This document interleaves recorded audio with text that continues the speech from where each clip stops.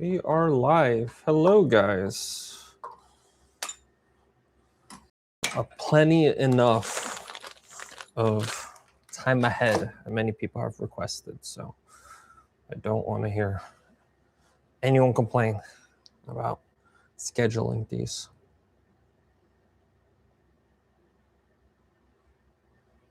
But hello, guys. How are you doing? Should probably drop down the Discord invite because that is one of the most common things people ask. Is there a way to pin this? Yes, there is. There you go. Hello, hello. As usual, any questions, any concerns, feel free to ask. This is a Q&A live stream. Yes, thank you. Yeah, it was what do you think about the things we were talking about with him?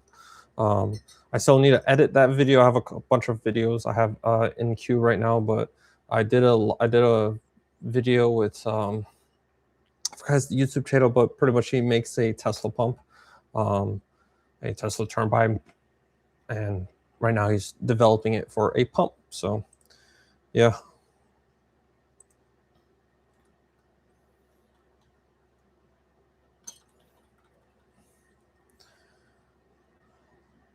Hey there, Savage. Savage actually helped out with that. I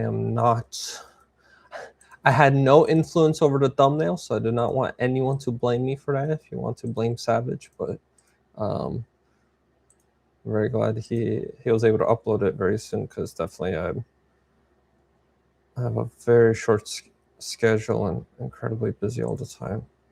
So at least it's out there some way that someone can actually watch it.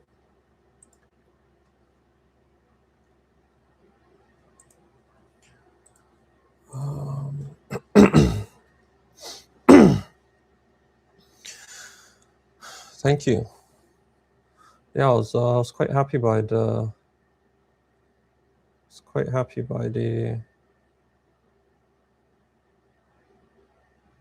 I need to fix this. For some reason, it's not giving the link. Stream cord.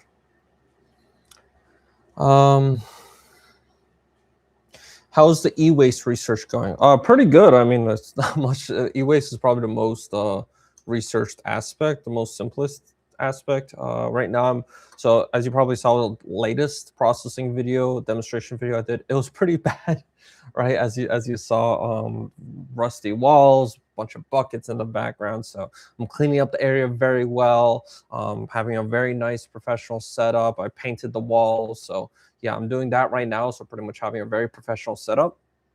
And then I'm going to record that video. I also have one client that already wants me to do a processing demonstration. So I have to do that first. I have a sample from a YouTuber that I need to process. So that'll hopefully be a nice collaboration. So definitely I'm kind of packed right now in terms of processing. And right now I'm just setting up the area. I have this huge stir thing that I got going on. Vacuum filtration drum is soon hopefully to be delivered. So yeah, definitely really good work, or really good progress. And every single month I think, okay, I'm gonna get things cleared out and after this month I'm gonna be settled. And then after I clear things out, a bunch of more things come by and I'm like, okay, now I'm again busy for the next month or two. So definitely I wish I had more people to help, but doing my best. Saw it on his channel. I commented that it would work both for siphoning the sludge through the ion exchange membrane and cleaning the membrane itself with reverse compressed fluxes. Yeah, definitely that pump, that Tesla turbine pump has. I don't know the specifics of it, so I'm still waiting for him to release that. Once I have that, then of course I can give a better feedback or my thoughts on it, on exactly how it will work out. But definitely it used as a pump. It still needs to be used in a mag drive. You don't want any sort of seals, because seals will go bad and acid leaks. So yeah, it'll still be in a mag drive system, but instead of using a impeller, you can use a Tesla turbine. Is definitely a huge advantage. And it's a very complicated issue with, again, acids and turbines, they just get damaged by slurry so much. They have diaphragm pumps, but again, of course, diaphragm pumps have problems with acidic conditions. So yeah, it's definitely like I'm really liking how I see a lot of these things. I see a lot of these things are like coming together with this like huge open source community. One person's doing one aspect, one person's doing another aspect, another aspect, and it's all coming together as this beautiful open source thing. Hey there, Jan. Haven't seen you in a while. Highest concentrations versus tailings. What kind of input materials you need for that yet? The technology actually works better with raw ore. You don't want to concentrate it. As for the highest concentrations, it doesn't really matter. Higher concentrations simply require more acid production, so lower input per tonnage, because obviously it has more metals to react with chemically, but not that much. Doesn't really matter that much. But the problem with I have this very common question by a lot of minds. It's like, hey, what if we run this process, a shaker table, assay system, whatever, some sort of system that they already have that concentrates it down? Well, the tailings still have a good percentage of your gold and precious metals, so you might as well just leach the whole, the raw ore instead of going through all this headache of trying to concentrate it. Yeah. People should know how awesome a video editor your sister-in-law is. Thank you. Yeah, the latest video, I'm very impressed, and she already. I have a graphite. How I connect my graphite rods video. I'm gonna have that up. She's already working on that. She already got the first draft done. So, but in between that, I'm gonna upload first a video where I did a podcast with Prusa Labs when I went to open source. So and then probably I have another that I did before the Tesla guy. So that'll be that one. Hopefully by then I can have the e-waste processing video ready. So, that's kind of like my schedule right now that I see. Have you tried ionizing Flirk solutions using, I don't know what that is, Johnny's substrate fluxation law? Let me look it up. I can't find it, so Google doesn't show anything. I'm not sure what you're referring to. If you could give more information. 300 gallons per minute. I don't remember what the wattage was. Video is cutting in and out. Uh-oh. Is it better now, or is it still? Please let me know if there's any issues. Hope my audio's test. Yeah, the audio's working.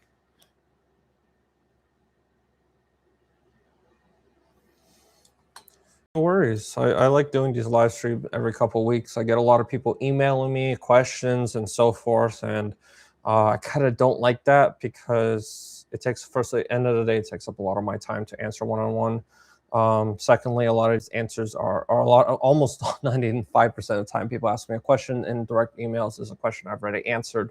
So I recommend people either do the Discord or a live stream where, I can sit down and answer questions, and people can either watch back the live streams or, just be able to sit down and engage. And it's also a better format for me to actually give you guys updates on my current situation, how I'm doing with things.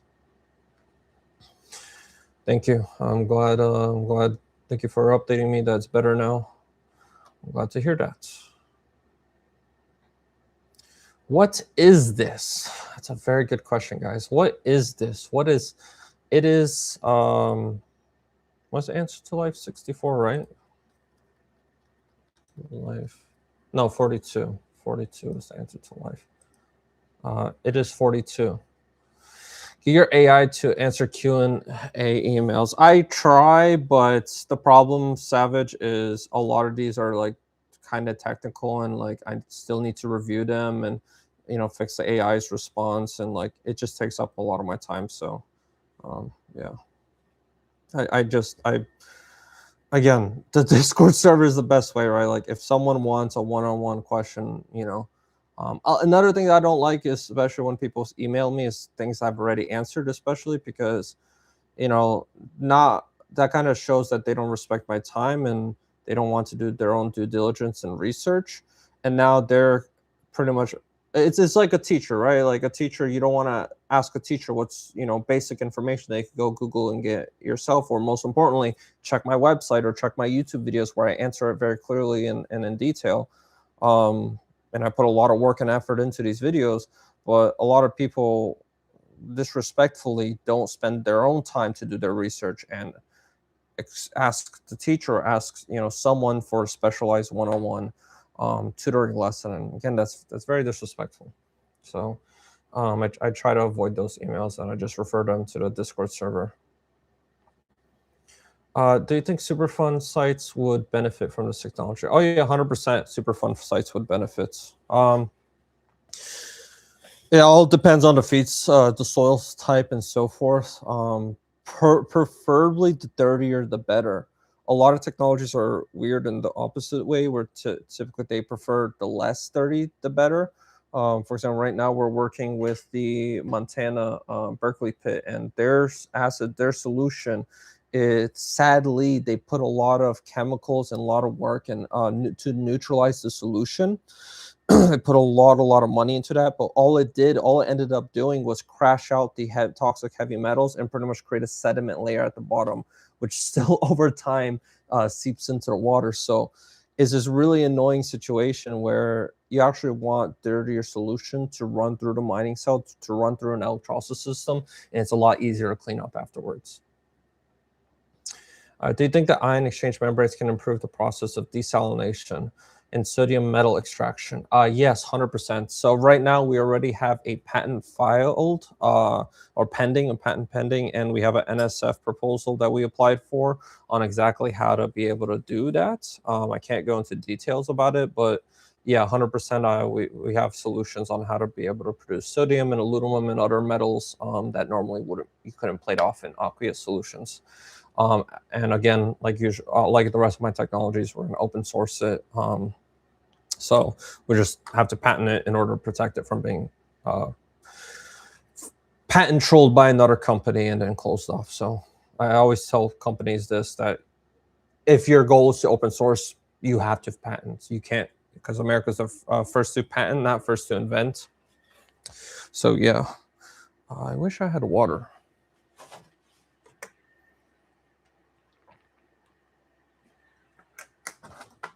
That might be a problem. Oh, here it is. I don't have much though.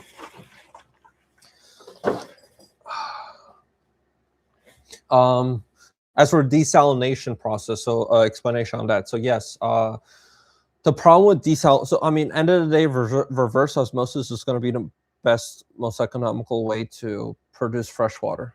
That's without a doubt. But the problem with reverse osmosis is it produces a concentrated brine stream. That concentrated brine stream is the biggest issue of what prevents pretty much reverse osmosis plants from opening, because the super salty concentrate salt solution just kills everything around the plant, and it's a problem. So the nice thing about ion exchange membrane electrolysis is you can separate those, completely separate them, and produce sodium hydroxide and hydrochloric acid as products of their own that you can then sell. So that's literally what a chloralkali plant, right, is. So pretty much you'd produce a chloralkali plant and be able to do that while producing industrially need chemicals and feedstocks and pure water without destroying the environment around you. So that's the way that I see it, to answer that. Very exciting to see the filtration drum in action. 100%. That is an entire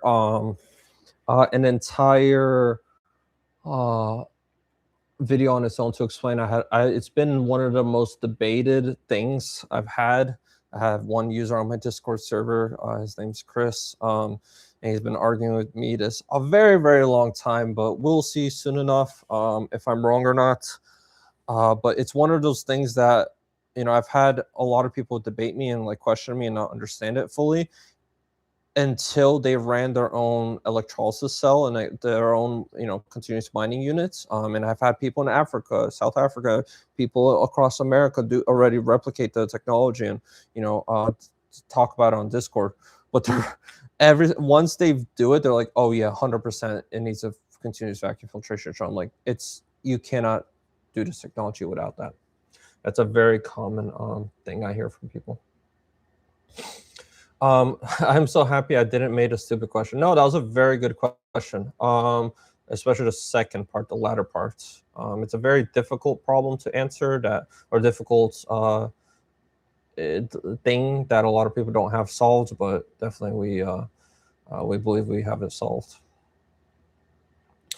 Do you know Professor Yip Ming Ching? I do not, but your patent for desalination could make the perfect collaboration with his company. I'm always open. The problem I typically find with a lot of companies is they want.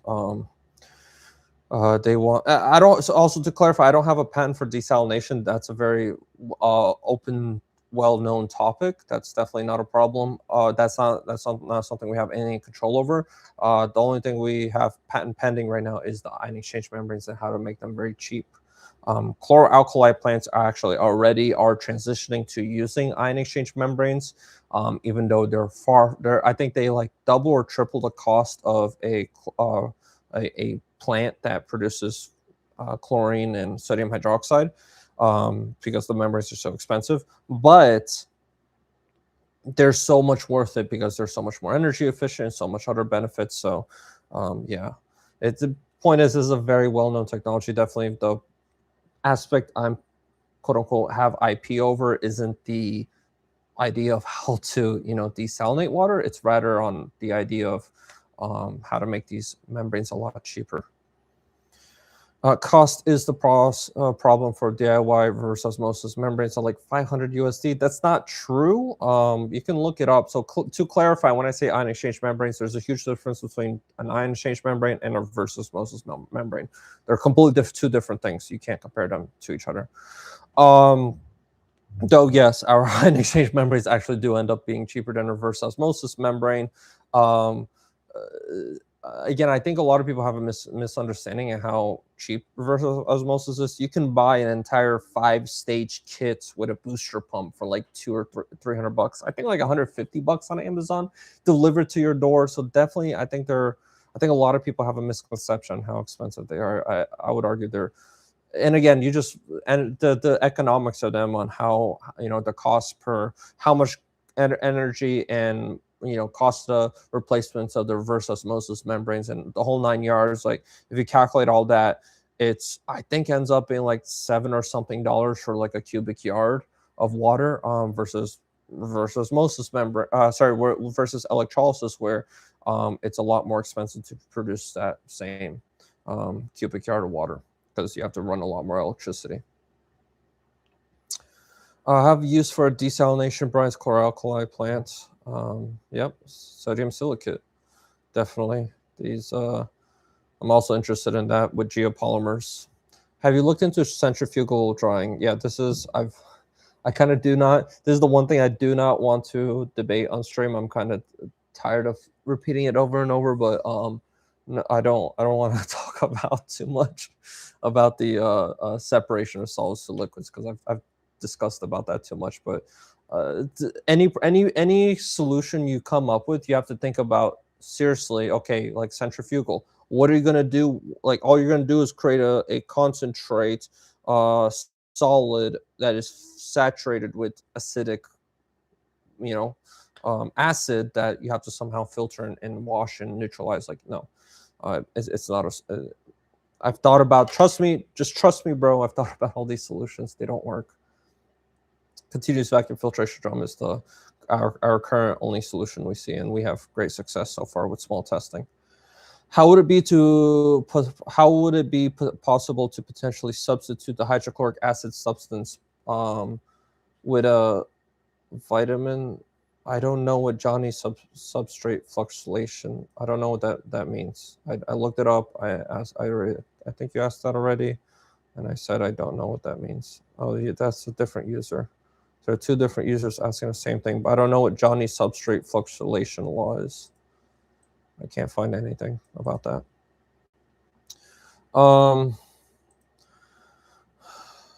It doesn't make desalination. He makes sodium metal batteries. You can become lithium. You can isolate with your membranes. Yeah, no, 100%. But it takes the like I said, the IP that we're developing for producing sodium metals is a completely um, different things to the cheap. They're both utilized together, but like everything requires R&D and research and development and actually producing a product. One of the guys that's helping me a lot. He has a lot of patents of his own, and he's a very amazing guy. He's built entire companies, and one of my favorite quotes from him is, "It's not the idea that matters; it's the action of it's the act of putting it in action." Okay, so you can come up with whatever ideas you want, but unless you actually build a company out of it, build a factory, build an assembly line, create a product, sell that product, and all the headache and hurdles of all everything goes around it. I mean, there's so much legal work, there's so much business, marketing, website development. I mean, I don't think a lot of people understand. Like, if you look at my website, my YouTube channel, everything. Again, thanks very much to my sister-in-law that's on my YouTube channel. But everything else you see is completely done by myself. Like my website, I had to do that completely from scratch. The patent applications, I have to do that completely from scratch. The liability waivers, this and this and this, selling the products. Right now, I'm creating Amazon store and having to create UPC codes and like the whole 9 yards. Like, there's a lot to it, graphics design and simply doing stuff like this and ordering it and like late, there's a lot to it, like just this by itself. People create an entire company just to apply, some logo to a shirt. Like, there's a lot I have to research and learn, and you know, and I'm all doing this by myself. But yeah, but that's the part that I'm not saying this to brag. What I'm saying is that's the important aspect that means anything. Simply sitting on a chair and typing on a keyboard an idea that you have on how to do something, that means absolutely nothing. And currently, that's kind of what I have with a lot of these technologies. So I can't just go to a company and be, hey, look, I have this idea. They're like, okay, great. How can I buy an electrolysis cell? How can I buy a sodium a unit that produces sodium metal? And it's like every company I go to and I tell them about my technology, super supportive. They're like, super great technology.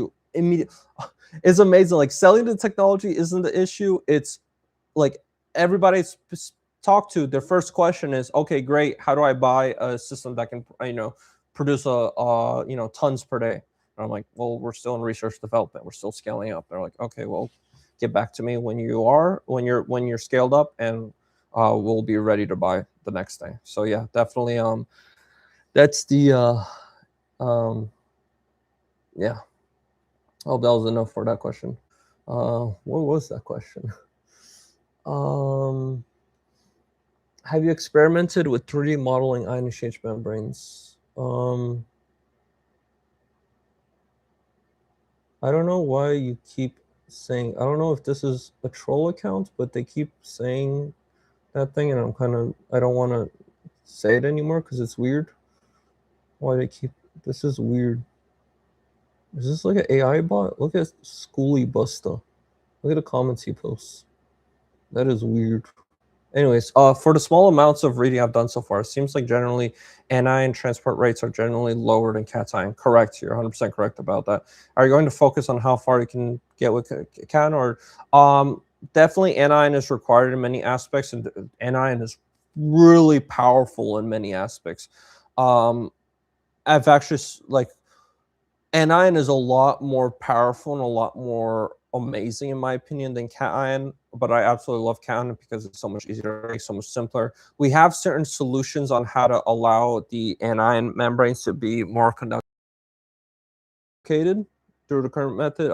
That's thanks to one of them is on the Discord server, but pretty much by using ammonium chloride and so right now, the membrane process, I like to call it as pre-functionalization. Okay, but as I tell people, you have to run a high voltage in order to get ions to pass through and pretty much create the conductive channels through. That's what I call polarization. But thanks to some tips that I've gotten, there's a way to pre-polarize them by simply soaking the resin in for anion case, you'd soak in ammonium chloride, and that would pretty much fully saturate the bind and create the charged ions to the anion. And when you grind it and turn it into a membrane, it's pretty much immediately 100% conductive. So we already did tests with that, and very good results. Like everything, though, it's time and money. Not too much money for that, since I have it mostly developed, but I just also space, like I'm kind of running out of space. But right now, my just goal right now is to prioritize on processing and scaling up, and hopefully find an investor to move to a better facility, because right now I just don't have space. My understanding from many sailboat videos is the cheap stuff breaks, and mostly from China, so do not agree. Reverse osmosis is cheaper, it requires expensive pumps, etc. Again, I haven't done desalination on water, so I can't just say that too much, but that's an interesting thing you mentioned. I did some research. What is these bots? Why are there so many bots talking about this? This is weird. What the hell is going on with these people?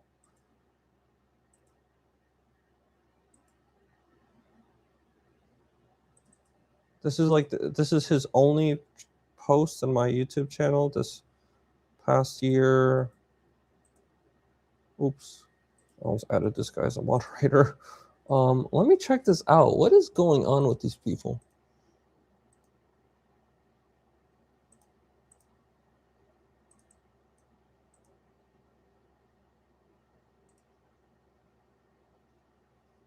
This is weird. All these people, I don't know, should I just like start banning them? Because this is weird. This is really weird. Or if I see more messages about that weird thing, I'm gonna just, that's weird.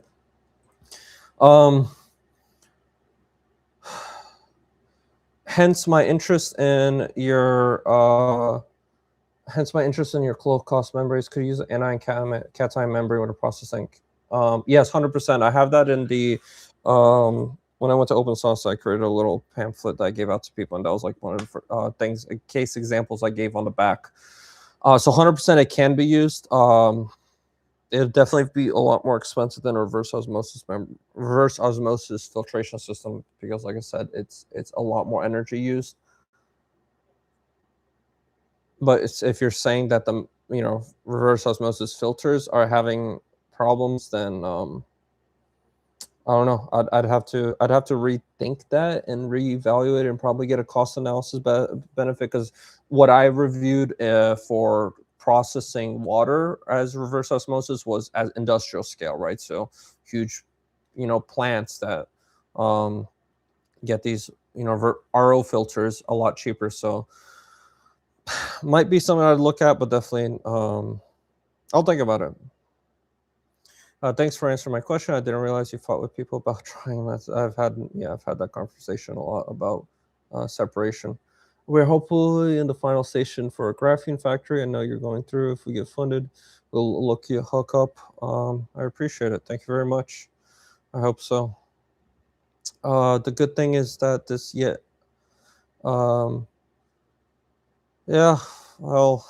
good thing that this U.S. professor and himself, they don't have a running company for his sodium air battery. He's also in R&D.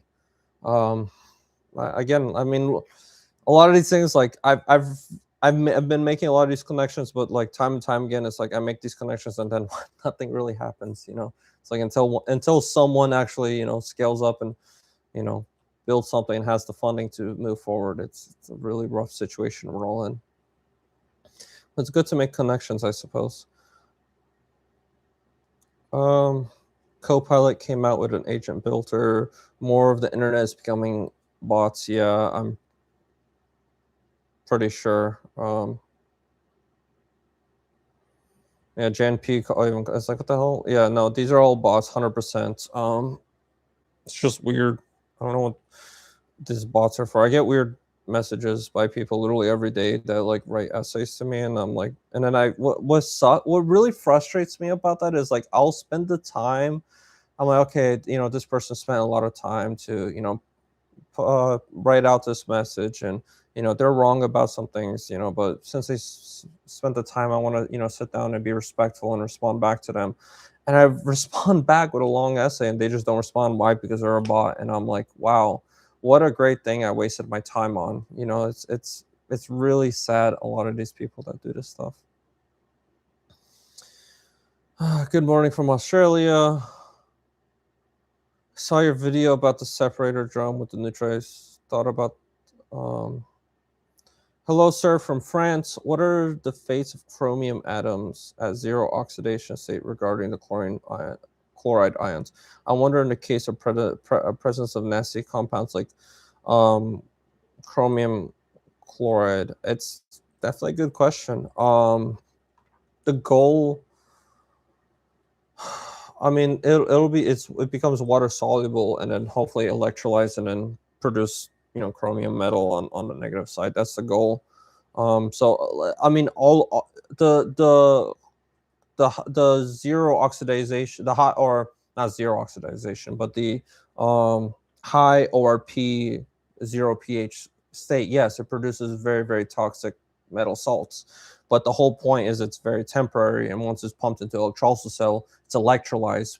The chromium chloride splits apart, chromium metal, chlorine ions, and you form your separation. So that's the key thing that this membrane allows to happen, is separation of that.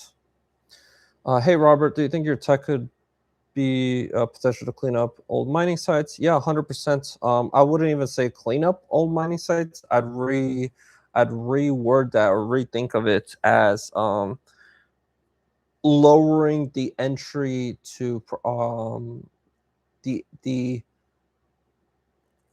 economical feasibility of feedstock. So pretty much before, where let's say you need the disk rate of ore to process in order to be economically feasible, and then the tailings would have the other remaining 50% plus all the other elements that aren't even processed. This technology allows you to extract the remaining 50% plus all the other toxic heavy metals, which do have their own purpose, right? Like lead, it's not a even though lead's very toxic and stuff, it's pretty useful.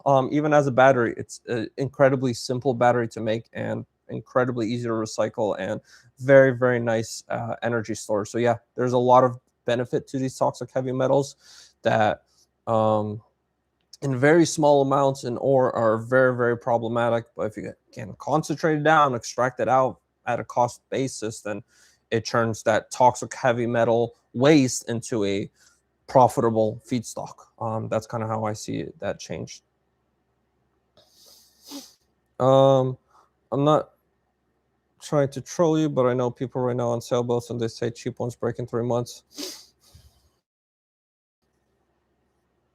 Yeah, I mean, I'm also curious how they use the reverse osmosis filters. They have very I'm not saying that, I know you're not trying to troll me, but there's a lot more to it, is what I'm trying to get at. Because RO filters, yes, they're very sensitive. And my question is, do they run them directly or do they run them through certain separations? Because, for example, if there's calcium or ions in there, that will cause issues. Maybe a symbiosis using electrolysis to try to get some of the bad ions that foul the RO filters. The reverse osmosis filters first have a pre-electrolysis stage that tries to clean it up somewhat, and then run it through the RO filter to. I'm curious if that might be a symbiosis. Again, all I'm trying to say is there's a lot more to this than just sticking a membrane and getting fresh water. But again, maybe I'm wrong, right? Again, maybe the cost. Now I don't know. There's a lot to look into this. Hello, I have a question. I talked to someone about this topic around 10, 15 years ago. I was wondering if you have been Southern California back then. I have. The only time I've been in California is as a layover flight a couple years ago, and literally a couple weeks ago for open source. So no, never been in California. And I know I look old, but I'm only 26. Yeah, I'm only 26. So 10, 15 years ago, I would have been a little baby boy. I don't even remember what happened at 15 years old. So, yeah. On YouTube, came out with an app to remove spam comments on YouTube. Yeah, but that's not really spam comments. It's like controlled, pushing by different accounts. So that's definitely hard to filter out. Oh, I'm doing top chat. I need to do live chat. Maybe there's more I'm missing. There we go. Now I have live chat. So okay. This is the real war with the machines. Yeah. Thank you for answering my question. I appreciate it. Exactly. I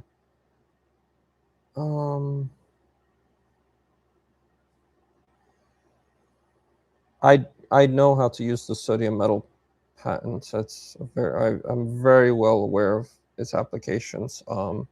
Again, it's just about developing it to a point where it can be done.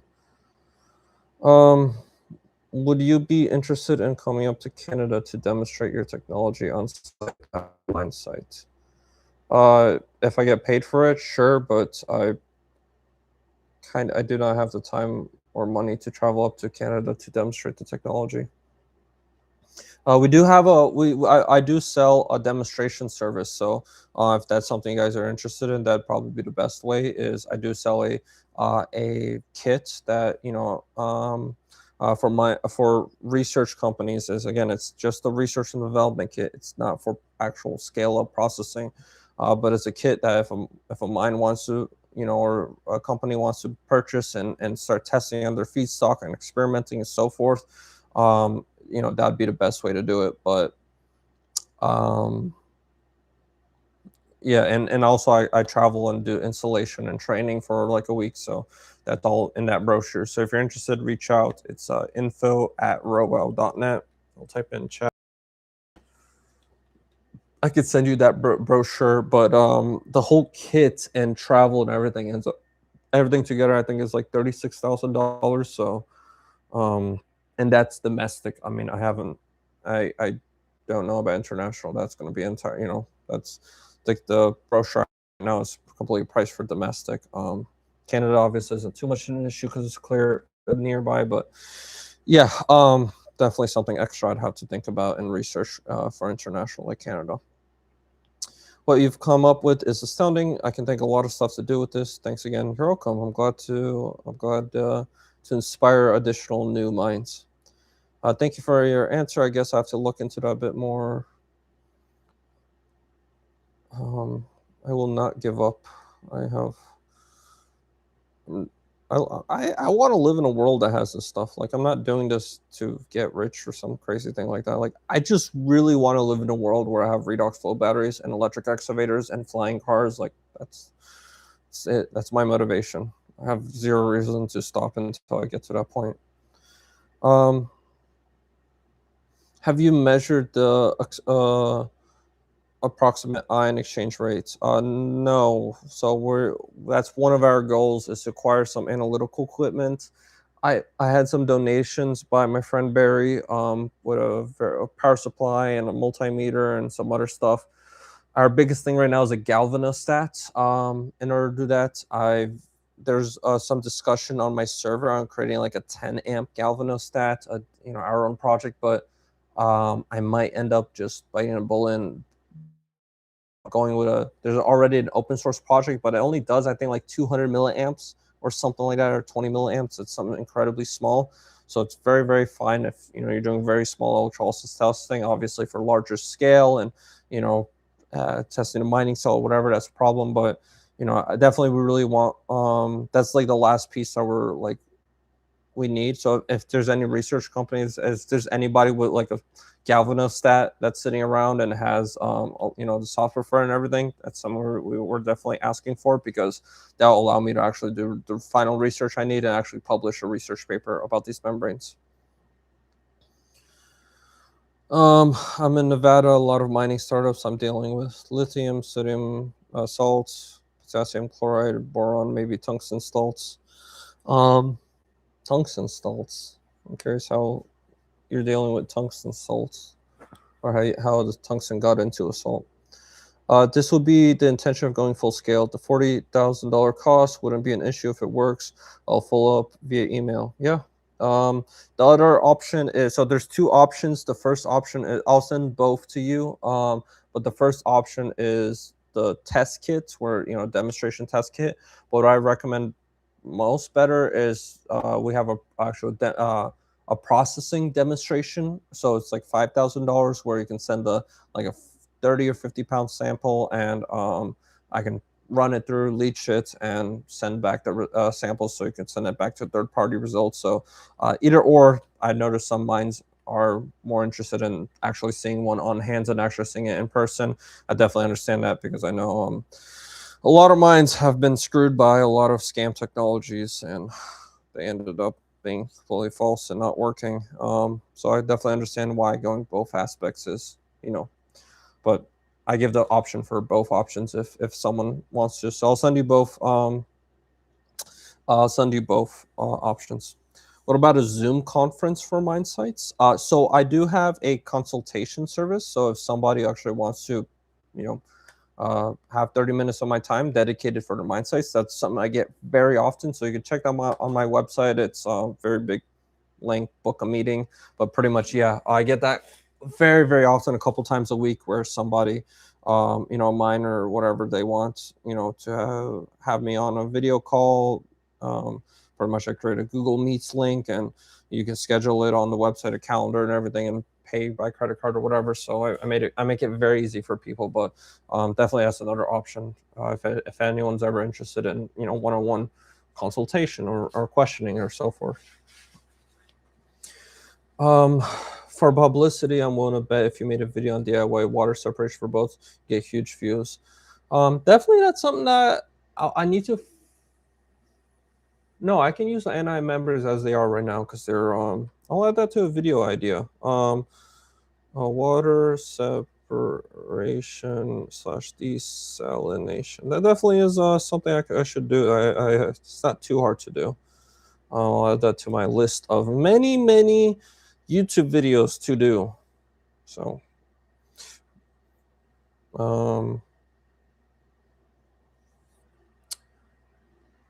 react corn to that. So I have that in video ideas. I have a Discord channel on my video, and I have many video ideas down there. Yeah.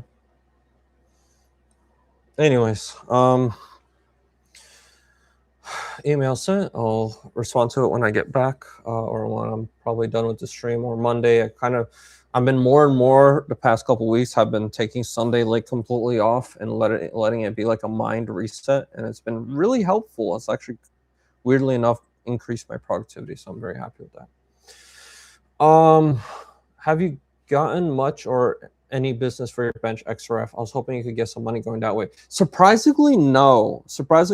I get like maybe one order a month on that, but definitely not. It's a very, very, I think, underappreciated service, because like normally companies would charge hundreds of dollars to do that. Exactly what I'm doing. And not only would they charge hundreds of dollars, they'd also have like a 2-month lead time. And I'm doing this for, $50 a sample, or like 6 samples for $200, on a machine that costs $70,000. And most of the time, it depends obviously if somebody magically, or if I'm like on a vacation leave or whatever, but usually I get it back, the results, a day or two. So definitely a service I'm providing is everything. I mean, again, the consultation fee, right? $300 an hour. That's like other companies, for just to provide consultation for gold refining, e-waste refining, whatever. They'll charge $600, $800 an hour. So a lot of the services I provide, they might sound expensive, but they're actually super, super cheap.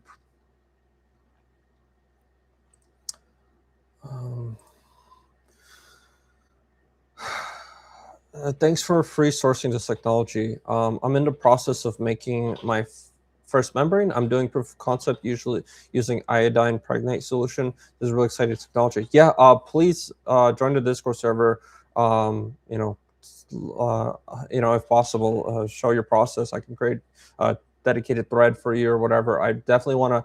One thing I'm really interested in, if anyone's watching this, if you tried making these membranes or if you use these membranes and have a project that uses them, please join the Discord server, or send me an email with pictures and description of what you want. I want to create like a compilation of things that people have used this for. And actually, I also applied for a grant proposal that will actually help fund an entire open source community just for this, where people submit projects and research development optimized. So this is an NSF proposal I submitted a couple days ago, I think, either yesterday or the day before. But yeah, so thank you very much for testing out this technology, improving this technology, and like that's such a huge help for everybody, because it just the more people that do it, the more that it becomes more common and more validated and proven that, okay, yeah, this is a real thing.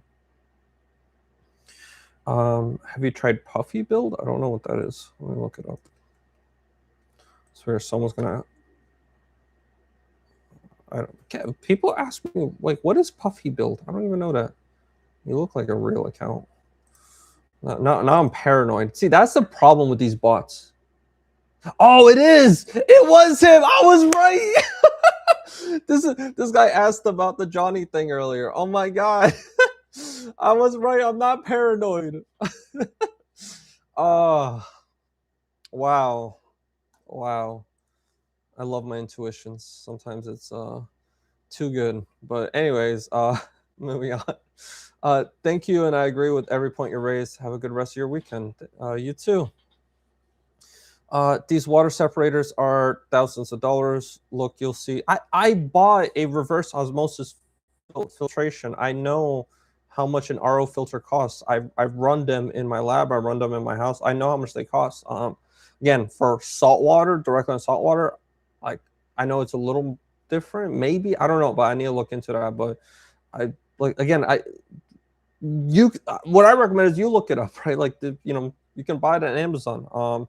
Whether or not I understand it, right? If someone buys a cheap Chinese one and it works bad, I don't know. There's a lot of things to it, but all I know from my perspective is I buy them on Amazon, $200 for a full kit with the booster pump and tank and everything, and it works great. And I run them for years and no problem. You do have to replace the membrane every like 6 months, but they're like $5 or $10 each for everything, I think, because it's like a 6-stage kit. The particle filter, the carbon filter, pretty much everything, all the 6 filters plus the post-activation carbon filter, I think ends up being like $20 for everything every 6 months. So like that's what I do right now. Don't give up on the desalination yet. As I said, I'm in Nevada, no water, maybe RO with Brian, working on it. Yeah, definitely. Nevada is a really nice place because there's a lot of mining there, so the products produced, and there's a lot of industries there also. So I think that's like the best place. Definitely. The only problem is obviously Nevada isn't really next to an ocean, but the benefits about if I don't know the aquifer geography situation of Nevada, but like Florida, for example, if you go deep enough, you'll end up entering the briny aquifer, so where it's salt water pretty much, where it's coming in from the oceans, actually seeping into the ground, and you can pump that instead, and then RO filter it. I don't know what happened. I don't know why the questions stopped coming in, but any other questions? I don't know what happened. I don't know why the video stopped. Maybe since it's for sailboats, it's jacked up price. Yeah, 100%. I'm, it's a lot of marine stuff is way more expensive. I had a whole argument with a guy about he spent $350 for a quote unquote marine grade fuel pump, and I'm like, hey, you get like, there's a better way to do this. And I get the kid, right? He's some coder and he has no clue about fixing up cars and stuff, and he bought this thing on an overpriced marine website. It says marine. This guy, I really respect him because he added a Prius motor to his boat, to his yacht, And I mean, that was an absolutely amazing project. But like, I joined his Discord, and I'm like, okay, this guy needs a little help. It's best around this, and he kind of went off on me. And anyway, so definitely a lot of people are, especially in the marine world, or don't know what marine actually means. If you desalinate ocean water, then trade for Colorado River water. Hey, I'm working on production of porous carbon electrodes. Any thoughts on that?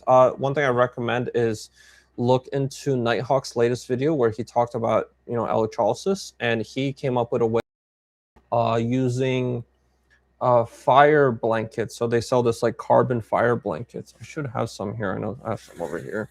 So anyway, so this carbon fire blanket.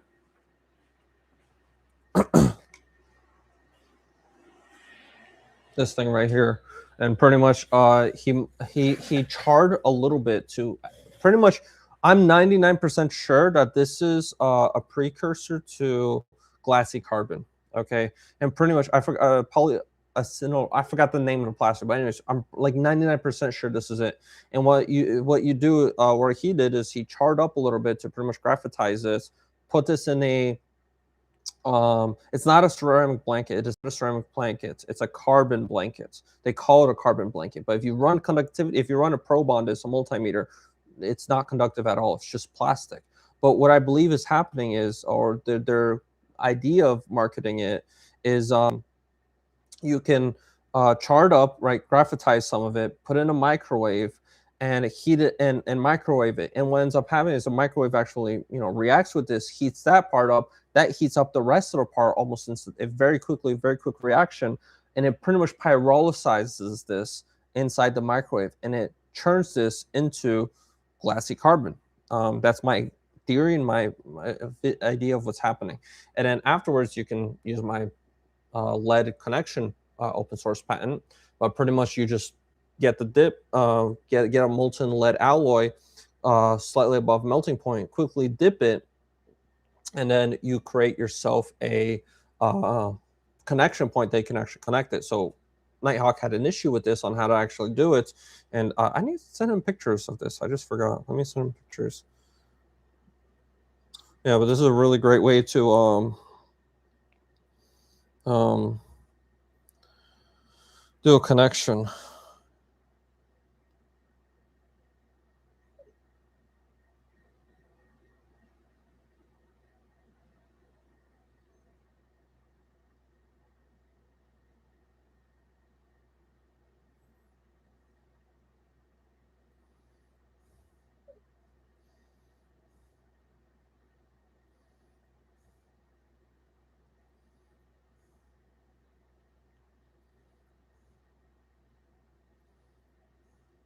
Sorry for the delay. I'm trying to send this message really quick.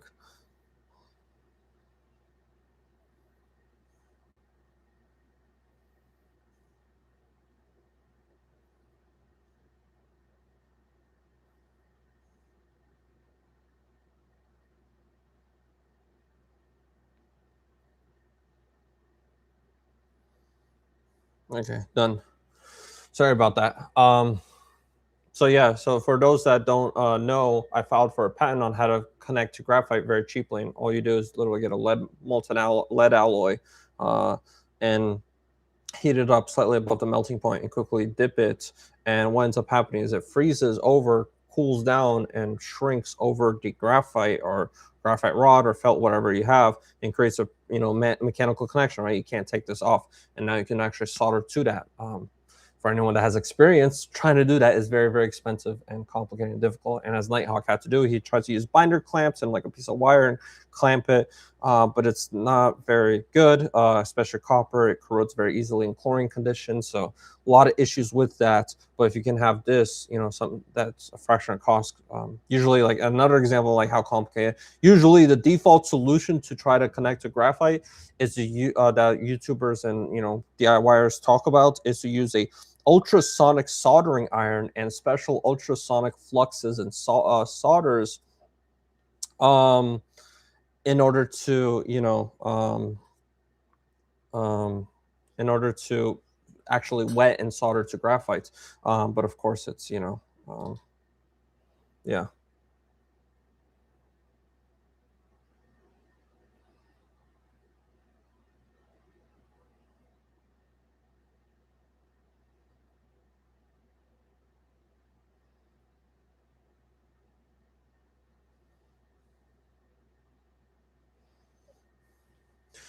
But obviously, ultrasonic soldering iron, like that's actually a special patent for that, and it's proprietary and so forth. But this is fully open source that I came up with. Let me go back to. Sorry, I got distracted. Well, definitely, it was a very important thing I sent to Nighthawk. He just responded. He's like, interesting. So that's my answer to you on my thoughts on porous carbon. You mentioned one time using different voltage anodes in the circulating stream. No, I have not tried that yet. We kind of need an ICP OES or MS equipment to do that. So if anyone wants to help fund us, please help us out on the GoFundMe. We've raised up $20,000 to buy the vacuum filtration drum. The next goal we have is to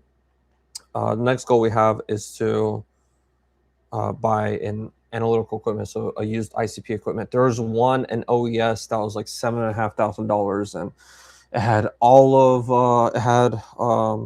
auto tool, it had the auto sampler, vacuum pump, like everything. It was the whole thing, and I just needed software, and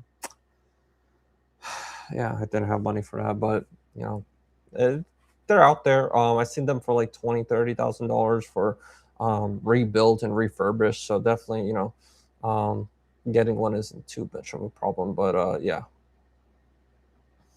that's one of our biggest goals that we're trying to raise up money for right now in order to do analysis and actually do tests like that, where we actually test different voltages or different currents or different electrodes and see how separation occurs very well or not.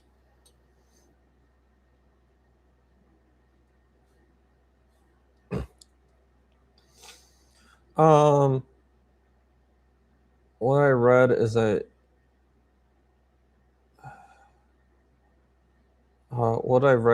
also about the HHO for health. I obviously can't talk about that at all, but no, I have not tried that, but I can't condone that or support that or talk about that at all, Savage, because of obviously health reasons or obviously legal reasons. Pretty much anything that comes to health, I will not touch with a 20-foot pole. What I read is that ED is better for desalination at lower concentrations. I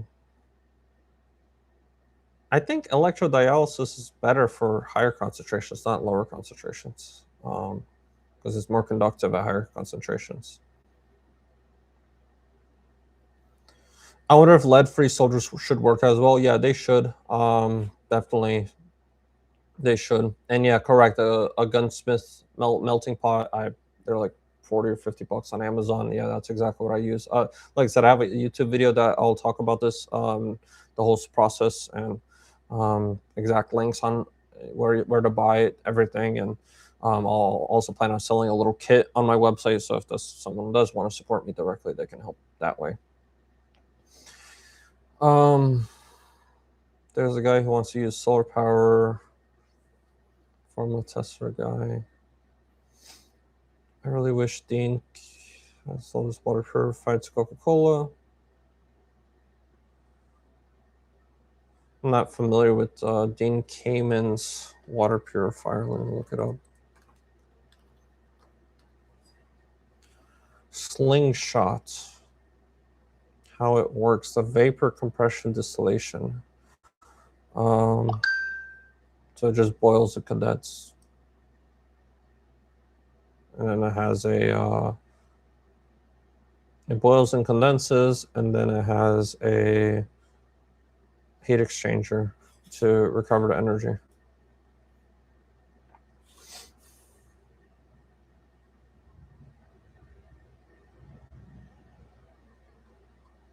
Slingshot.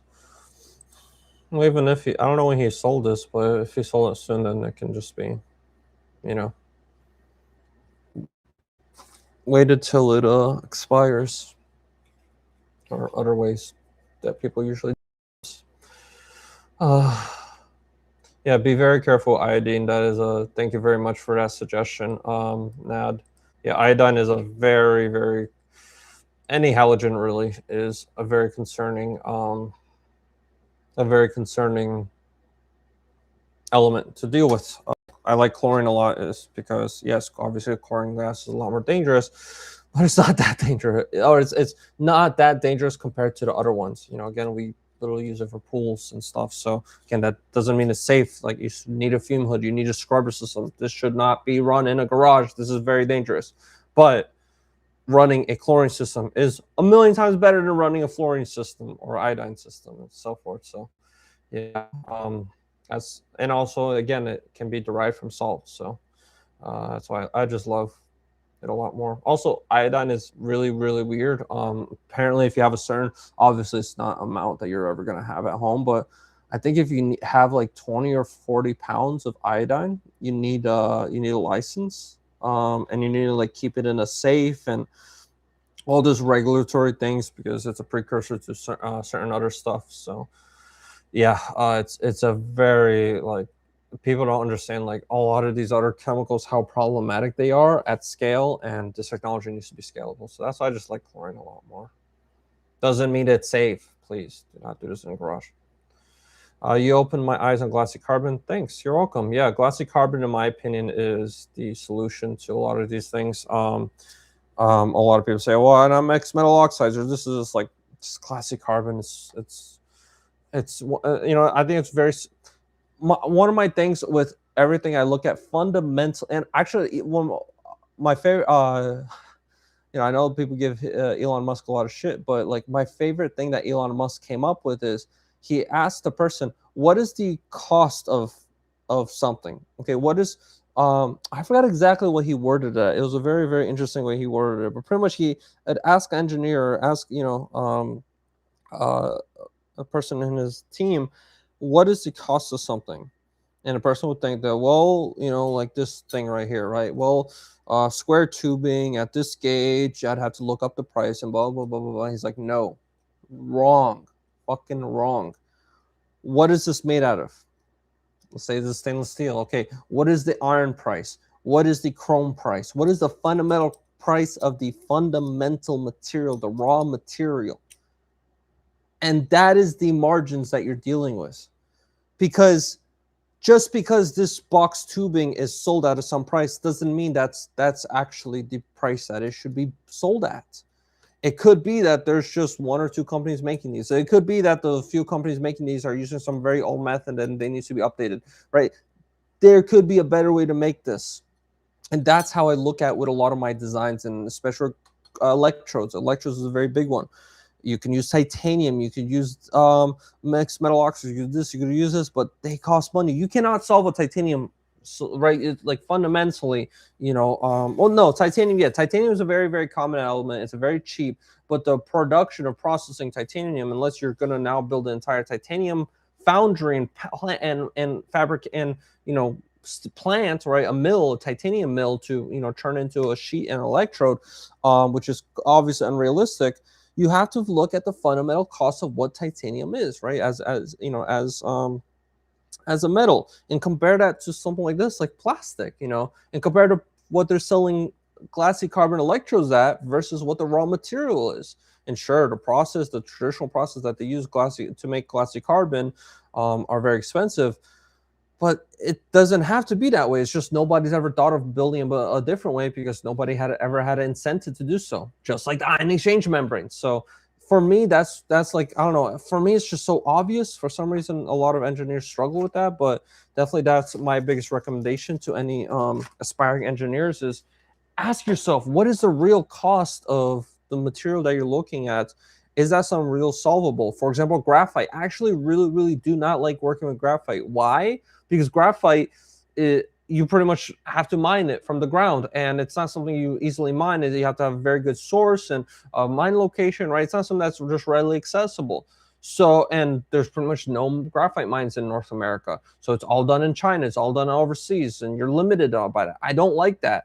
This, you can synthetically make this from common plastics, from common precursors. You can literally make this technically from thin air. Methanol, you can make e-methanol and literally make your own glassy carbon electrodes from air and electricity and water, right? Like that's that's my philosophy, is like fundamentally how easy is it for me to access the material to make this, and what the fundamental cost of this. And carbon, it's everywhere, it's literally everywhere. I mean, so many trees and wood and grass that people just it's such a bountiful resource versus trying to make platinum, or iridium oxide, iridium IRTA, iridium tantalum. Okay, that was a very long rant. I had that rant, so let me go read off the comments. It'd be very nice if tin works instead of lead. It does. Again, it doesn't bond to the graphite. Remember this, Jan. I recommend looking into the patent or just wait for the video. But the metal alloy simply cools down over the graphite, over the carbon, and when it further cools down, then it solidifies. But when it further cools down, it actually cools down and shrinks over it, which creates a mechanical connection. It doesn't bond. There's no bonding going on. It's a purely mechanical connection.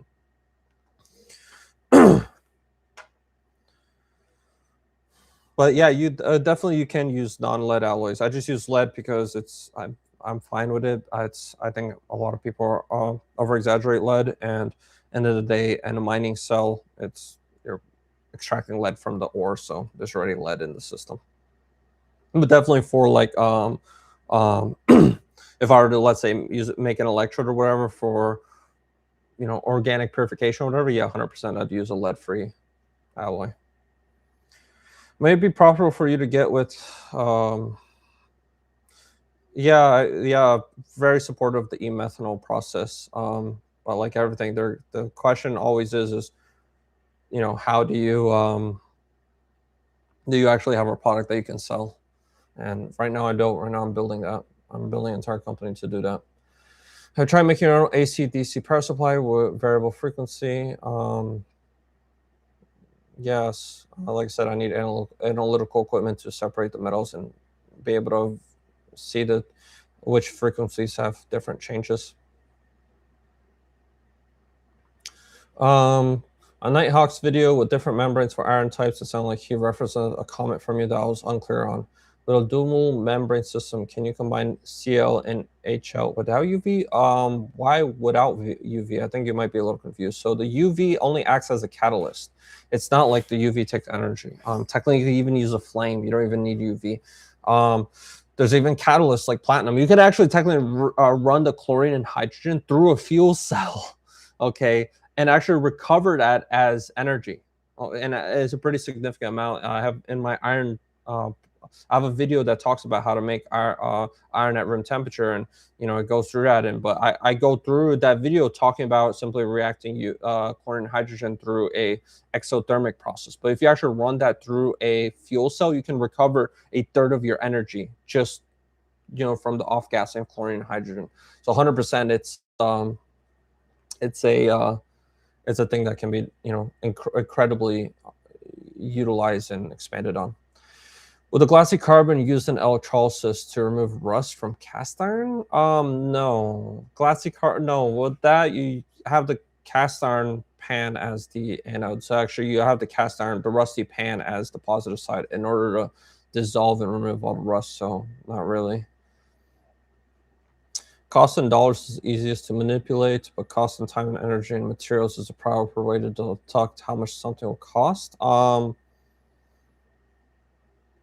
Again, that's the whole point that Elon was trying to get at, and I really agree with, is that now, yes, obviously time and energy, but time and energy is all an engineering thing. That all depends on how you're gonna do that, right? The raw cost of stuff, like even the this alloy example, like technically speaking, the real cost of this isn't the cost of the iron and the cost of the chrome to make a stainless steel alloy. The real cost of this would be the cost of iron ore and the fundamental thermodynamic requirements to convert iron oxide into iron metal. So just as an example, but that's obviously that's the whole point. Like it might, again, I think it's one of those things, if you don't get it, then you don't get it. But for me, I think it's such an obvious thing that helps me engineer and come up with a lot of things.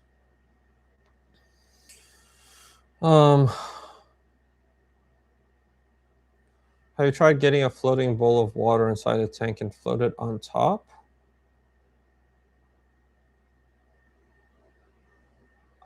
So I already have a video that talks about building electrolysis cells and how to make um, a really nice heat control setup. What you do instead, you don't do that.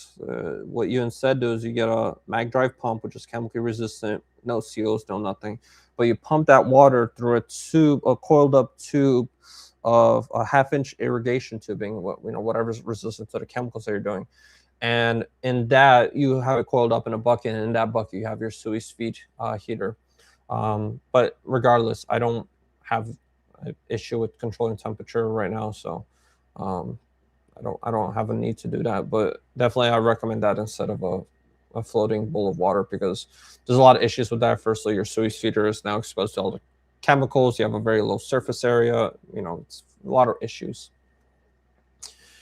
I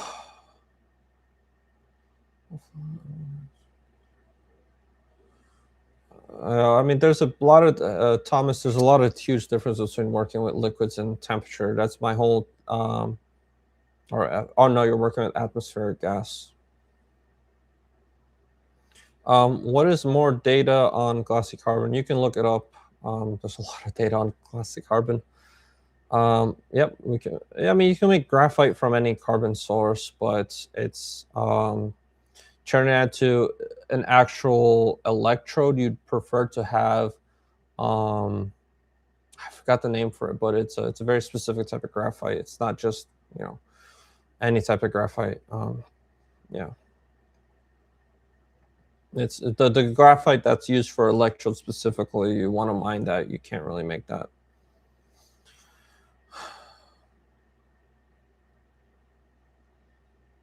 What pre-soaking wash or an alkaline solution before the hydrochloric wash? Very great question. So 100% that is something we thought about as a option. There definitely is a lot of benefits to doing so. Right now we're just sticking to the chlorine aspect just to keep it simple. But yeah, 100% a alkaline wash has a lot of benefits. Iridium is a very rare element. I don't know if it's the top 3, but yeah, it's a very expensive and rare element. A lot of comments here that aren't really questions. Have you looked into synthesis methods for PVC glue? What are the chemical constituents? So yeah, definitely not the short term, but I already looked into it. Really, the PVC glue is simply PVC and a solvent, so like MEK, acetone, THF. So pretty much the better question is, what is the cost to make the solvents, and or getting the solvents, mixing it together, and then having it dissolve some raw PVC pipe or whatever. Yeah, 100%. That's something I've already looked into.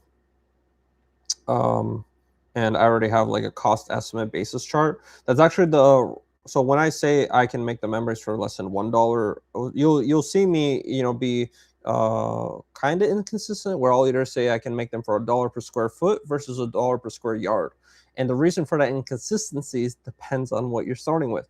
If you're doing it at home with PVC cement and ion exchange resin from Home Depot, yeah, it's going to cost probably $1 or so per square foot. But if you do it at scale, where you recover your solvents and the whole 9 yards, then you can get to the $1 per square yard metric. So that's pretty much the reason for the 2 numbers, but definitely something I looked into.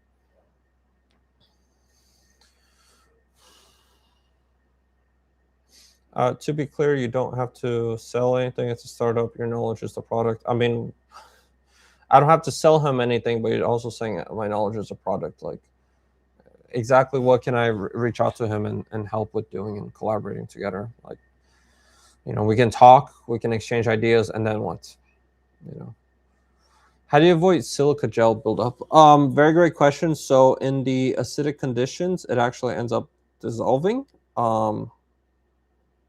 But definitely, I notice when I run through refractory, or if I run through slag. So, for example, a mine operation, running through a furnace, tries to do a fire assay, and I actually run the slag through the electrolysis cell, it'll actually turn into like a gel, a silica gel. There's a couple solutions to that. The first the simplest solution is simply to run that through an electrolysis cell, change the pH, and crash out all the silica, and then you can collect that as a powder. So there's definitely a couple different solutions, but we'll have to see as we scale up and actually how that turns out. Thank you for doing the live stream. It's nice to catch up. You're welcome. Yeah, I try to do these every couple of weeks. Try to do at least 2 times a month. So just follow the YouTube channel and join the Discord. And let me pin the comments for the Discord server. But yeah, join the Discord server, and we have a replace pin comment. Oh, is it already pinned? Oh, I guess it's already pinned. Anyways, yeah, so we have a role that you can get in pretty much whenever I'm about to go live stream or I schedule a live stream, you can get known about that. What is it about the mined graphite that's so unique that it can't be made? Again, you can make similar performance graphite to mined graphite. So 2 aspects. Firstly is the cheap way of making synthetic graphite is cheap and not preferred. So pretty much, I forgot the name of it. I forgot the name of categorization of different graphite, but you can, if you ever had experience with graphite, you kind of know what I'm talking about, where like there's certain graphite, EDM graphite is a great example, where it's just super fine, pretty much uniform, solid block. Okay, that's the highest grade of graphite you can get, and you get lower grade of graphites, like gouging rods, where you can kind of feel there's a porosity to them, and they start to form bigger flakes. And at the cheapest grade graphite, you can actually see them have large crystal chunks. They actually form large groups of atoms together. But yeah, definitely. That's the hardest part about pretty much trying to compress it and turn it into a single uniform graphite rod or single uniform clean EDM, highest grade graphite. Now here's the dilemma.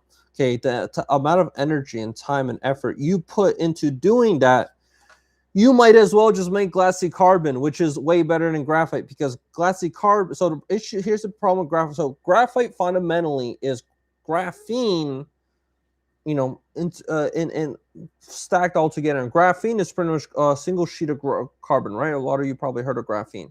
But in graphite is simply a bunch of these things all scattered together, unorganized, and compressed together and sort of kept together. What happens with these sheets is at the very edge of the electrode, when it electrolyzes and forms bubbles or whatever, it'll actually rip off these sheets one by one. So the weaker and less compact the graphite, the lower grade graphite, exfoliates and gets damaged a lot quicker. Now, glassy carbon is not like that as much. The sheets of, if I'm correct, actually, glassy carbon still uses carbon or graphene, but it's done in a way where it's actually like a glass, which is why it's called glassy carbon. But it results in a much better property electrode that you might as well use instead of trying to make graphite, right? Like that's like. Plus, you can make stuff like this, which is felt, which is very porous and has a ton of surface area while still being very very strong and chemical resistance. Like, just make this. This is way better. I don't know. It's like I'm not against graphite. I'm just like, just make this instead. It's way better in my opinion. That's my thought about that. MEK is bad stuff. No, 100% MEK is dangerous, and of course it's restricted and banned. Again, there's other alternative solvents you can use. I'm just giving examples of what's commonly used. And definitely at the end of the goal is to have a solvent recovery system where any solvents that you do use is fully recovered.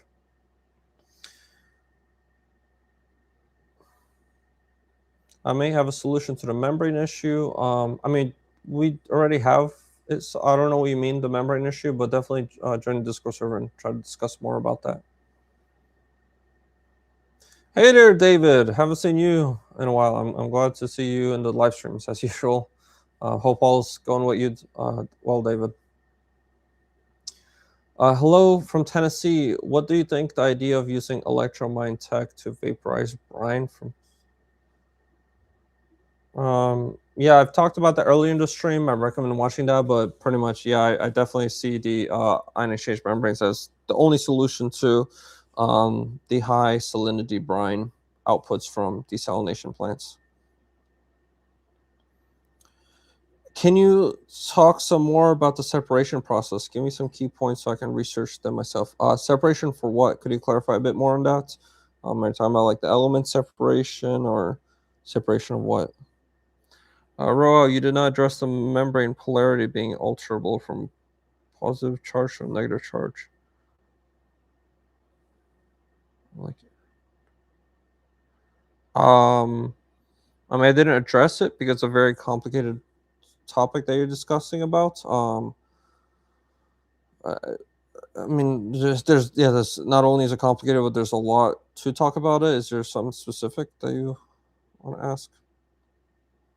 The acidic ore solution. So yeah, I mean, I don't know if you're new to the channel Plast, but we're developing ion exchange membrane technology that pretty much allows you to electrolyze and separate ions and control which ions go where. So again, it's called an ion exchange membrane.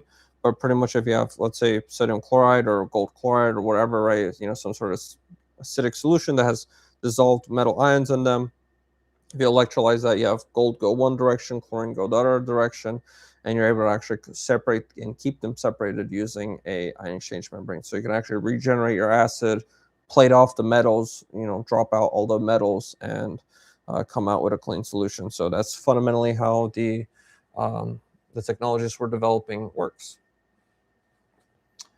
I did not address the membrane's polarity. That was the last half of the comment about the issue.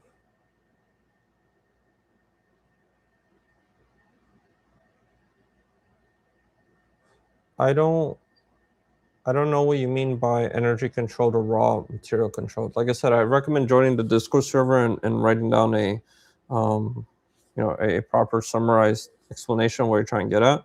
But I have a feeling there might be a misunderstanding on both sides where maybe there's some parts of an ion exchange membrane that you should probably have some better clarifications on. But there's no like locked charge state for membranes, or locked ion state. They are locked charge state, but you want them to be locked charge state. Yeah, just join the Discord server and drop in the general chat whenever you get a chance.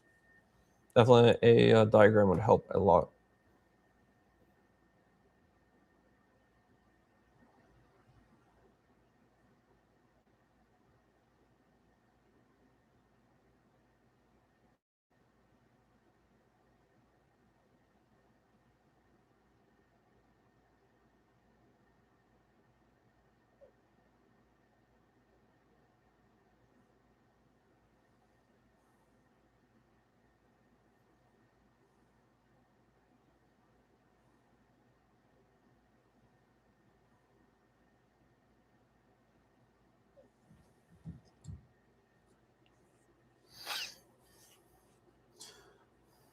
I totally agree with you about avoiding mine. Graphite is probably true that I'm not speaking accurately.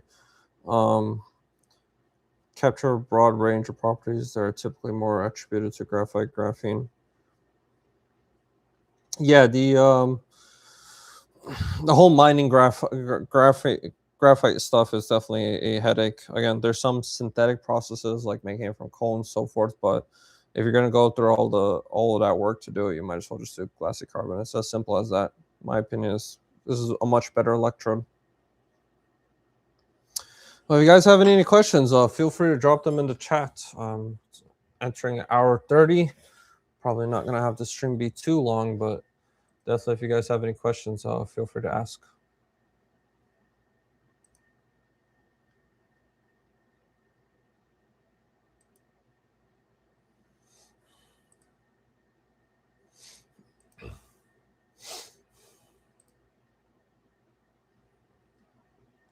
Been a biochar researcher for 20 years, so that's where I'm starting.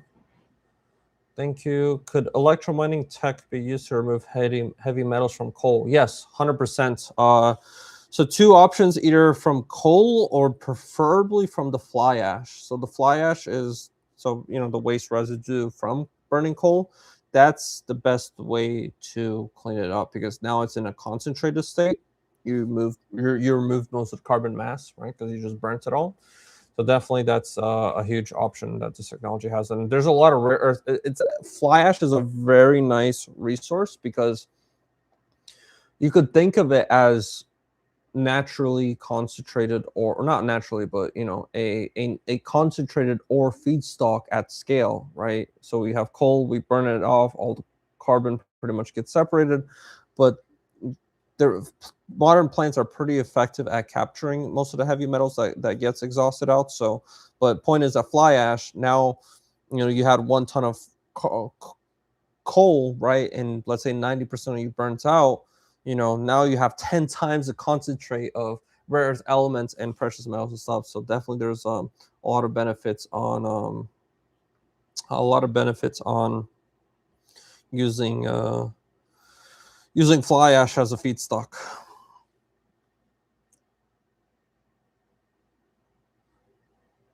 On the making graphites.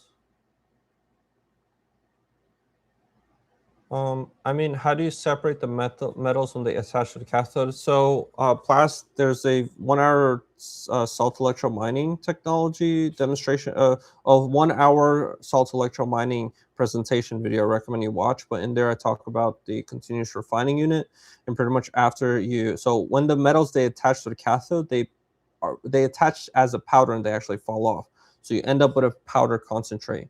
But what's nice is because it's a powder, it's very easy to separate later with selective acids. So you can actually use selective acids and using the same principle of regenerating the acids, planing off the dissolved metals, you can separate the different groups of metals after you have that concentrate from the continuous mining unit. Thank you, Large Pharma. Yeah, there's a lot of videos about graphite and batteries, and Robert Murray Smith is a huge guy in my life. I really respect him. One of my biggest regrets is I wasn't able to release the video on how I made these membranes when he was alive, but regrets are regrets. But yeah, there's definitely a lot of other videos. I don't want to go make this stream into a graphite stream, so I'm gonna try to avoid talking about it too much. About the refining process for, so he's asking about refining process for dead lithium cells. So pretty much, I guess, extracting lithium. There's also other metals in lithium, but yeah, there's again, like everything, we're waiting on analytical equipment, but there's already a couple processes out right now. Tesla actually uses it or a similar process to what I want to do on separating lithium from sodium, but yeah, there's certain processes that we want to develop on how to separate lithium metal, but like everything, we need analytical equipment to be able to achieve that.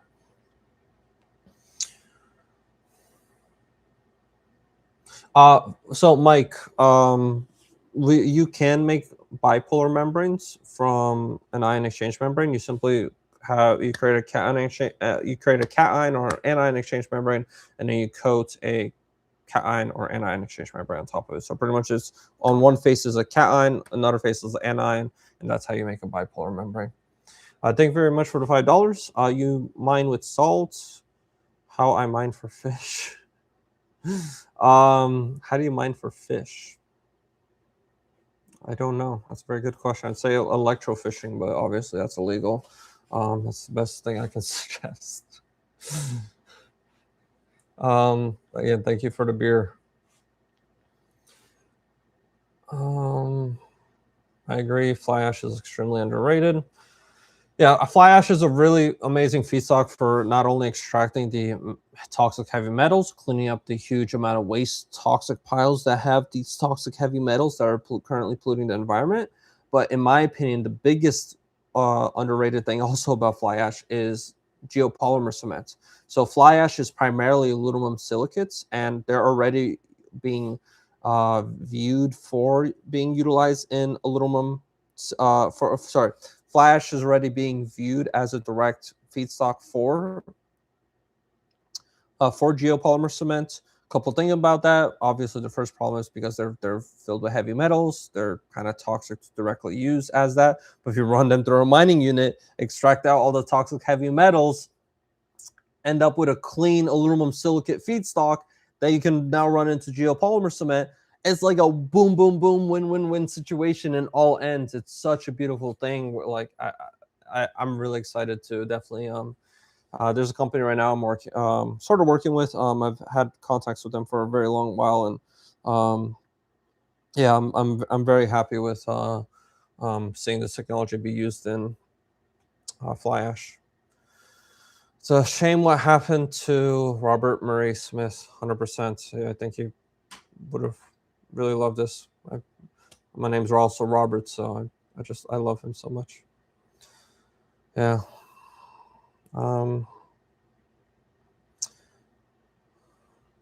Okay, one more question. Have you watched fiberglass layup videos for ideas on making the membranes at scale? So definitely laying them up is an issue, but we have ideas on how to make them at scale.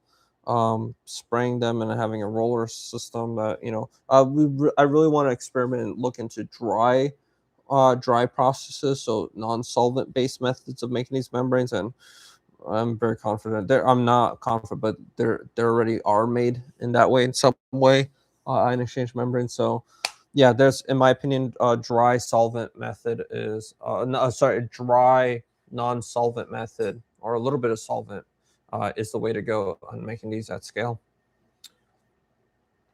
Because solvents, like when I did the analysis for the cost of membranes at scale, even at $1 per square yard, the salt at any cost really, $1 per square yard, I think it ends up being like 80% of the cost, the solvents, or 60%, something like that. And then like without solvent recovery or whatever, it's like pretty much 95 or something crazy percentage like that. Like that's the cost. All of the cost is just for the solvent. It's a huge cost. Plus, of course, time and waiting for it to dry and all that stuff, and optimizing the whole thing that it dries right enough that you can peel it off, and a lot of headaches about trying to do a solvent-based approach. Could this membrane be used for ammonia synthesis from ethanol, methanol for hydrogen production? Yes, it can. It can also be used as not only as synthesis, but also as a fuel cell for converting ammonia or ethanol or even methanol directly into electricity through a fuel cell.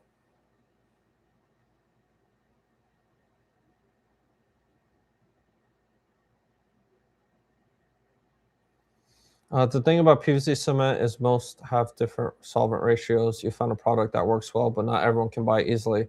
I had an issue with how viscous the resulting membrane mix was.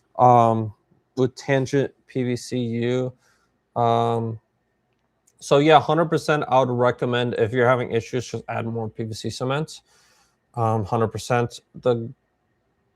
So PVCU, this looks. I mean, I don't know what country you're from, but look for clear PVC cements. You want clear, regular PVC cements. If you can't find that, then you'd want to get some THF or MEK and dilute it. 100%. That's the solution you have to go with. What I've noticed is it's best to dilute it first before you add the resin. So for some reason, if you mix it first with the cement and then add the resin, it sometimes can be weird. So try different recipes. And also keep in mind when you do dilute it to make sure you keep the same volume, right? If you diluted it by 50%, for example, right? So it's twice the volume. You don't simply use this amount of volume for this amount of resin. No, you keep the same amount original volume regardless of how much more you diluted it. If that makes sense, that'd be my recommendation. Do you still need to keep the membranes wet to avoid them going bad? No, you don't need to. You don't need to keep the membranes wet to keep them avoiding bad. The reason why you want to keep the membranes wet is to prevent them from shrinking, and when they shrink, they can crack and cause issues. I have ran many membranes that I just let sit out in the sun for months. Specifically, cation. Anion will get destroyed in UV or get damaged in UV. You definitely don't want. You don't want anion to get exposed to UV, but I've had cation exchange membranes. I've been fouled, like not fouled, but they had a crust, so a dirty layer on them, and they're completely dried out after months running my electrolysis cell. And usually I make new membranes at that point, but I was, I think at that point either I was lazy to make a new one or I was just curious to test it, but I put it back in and it worked really well. So I'm like, okay. So definitely drying them out isn't an issue. I just recommend not to dry them out because they'll shrink and they'll cause cracks. Thank you for the chat. Much to think about. Appreciate it. You're welcome. Do you have a dry solvent method for making these membranes? I mean, there's pretty much any dry method approach on making electrodes and stuff. Pretty much you have your mixed powder and you just roll it or whatever and compress it. So there's many different ways to do it. Normally how they do it at industry and traditionally is they'll actually have a hot press. So they'll have their mixture, the powder mixture with the PVC and the resin and whatever else they want, and they'll put this in a hot press. And what a hot press is just a large flat plate that presses down, heats it up, and creates sheets. That's actually how they make ion exchange membranes at research and development scale. So there was a really nice hot press that was, I think, given away for free, but I didn't have a working vehicle at the time. I also don't really have space, as you guys see. But yeah, definitely that's one of the cool things that'd be nice to have to experiment with different membranes. It is clear cement as little additives as possible, just thick. Yeah, try to. I mean, again, I don't know about other countries. I remember being in the Philippines, and I remember how difficult it was to find, how difficult it was to find thread sealant. PTFE thread sealant. Like nobody knows that exists, and I'm like, what? And everyone just screws it directly, and then it leaks, and they're like, whatever. I don't know. So I definitely understand that, definitely some countries are weird and they don't have certain things, but I'd still recommend keep looking for regular clear PVC cement. If you can't find it, then just dilute it with THF or a solvent. I've tried Tangent PVCU. You need to mix the resin with a bit of solvent, also from Tangent, before mixing it with the cement. Oh yeah, you know what? I just forgot. An easy solution, instead of Nighthawk talks about this. Instead of just getting expensive solvents, you could just literally get the primer. Yeah, so normally they have PVC and then they have the primer. And the primer, you'll notice, is like this really wet thing. That's literally just the solvent. So you get the solvent, you mix it with some of your PVC glue, and then that dilutes it. So yeah, that's also a very good suggestion. Thank you for that. Have you tried making a simple binary epoxy instead of PVC cement? Yeah, I've had a lot of people recommend that, and that's definitely one of our goals and ideas. But like everything in life, it's one of the many things to do, and we don't really have time or money to try it out right now. And I'd love to do that, put it through an analysis and test it. But like, okay, I make it right now, and then what? If I make that, like, or for example, RTV silicone ion exchange membranes, like, okay, if I make that, and then what? The silicone membranes, you want to do that because they're high temperature performances. But again, if I do that, then what, right? Like, it's a dilemma. It's like, what do you do next? Like that's not the priority in running a business. The priority in running a business is getting to the point where you can actually start making money in order to fund the research like that, in order to buy the analytical equipment, in order to do these experiments and actually know what you produce, instead of doing this experiment, looking at it, be like, oh, look what I did. That's cool. Great. I just spent $500 and weeks of my time on this. That's the reality of running a company, and doing research. For hot press, try conveyor belt. Give me a call.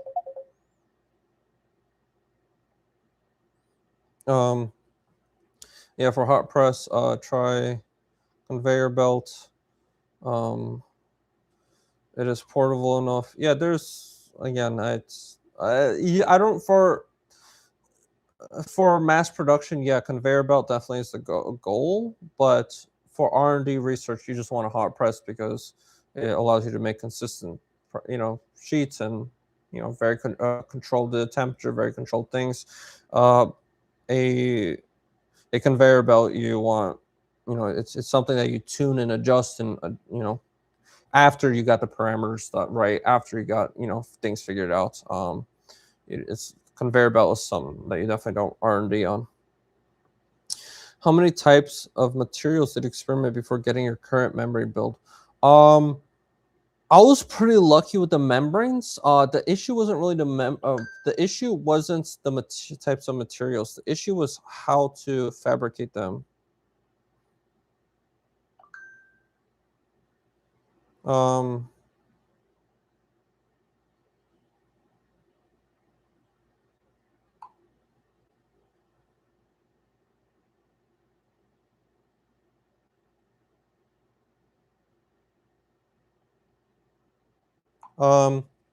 Sorry about that, to respond to a message. So the issue wasn't the type of materials. The issue was how to do it. So there was actually, I wasn't aware of this at the time, but there was there's a research paper from 2000s that talks about making ion exchange membranes from PVC cement and water softener resin.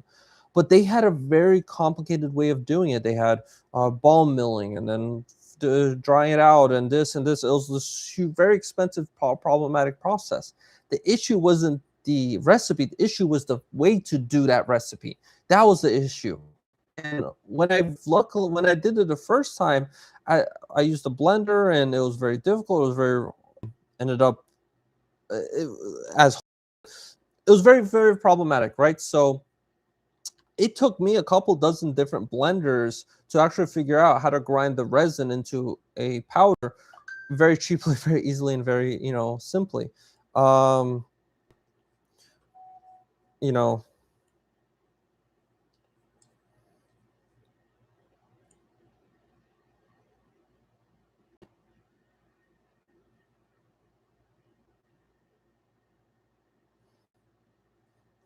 So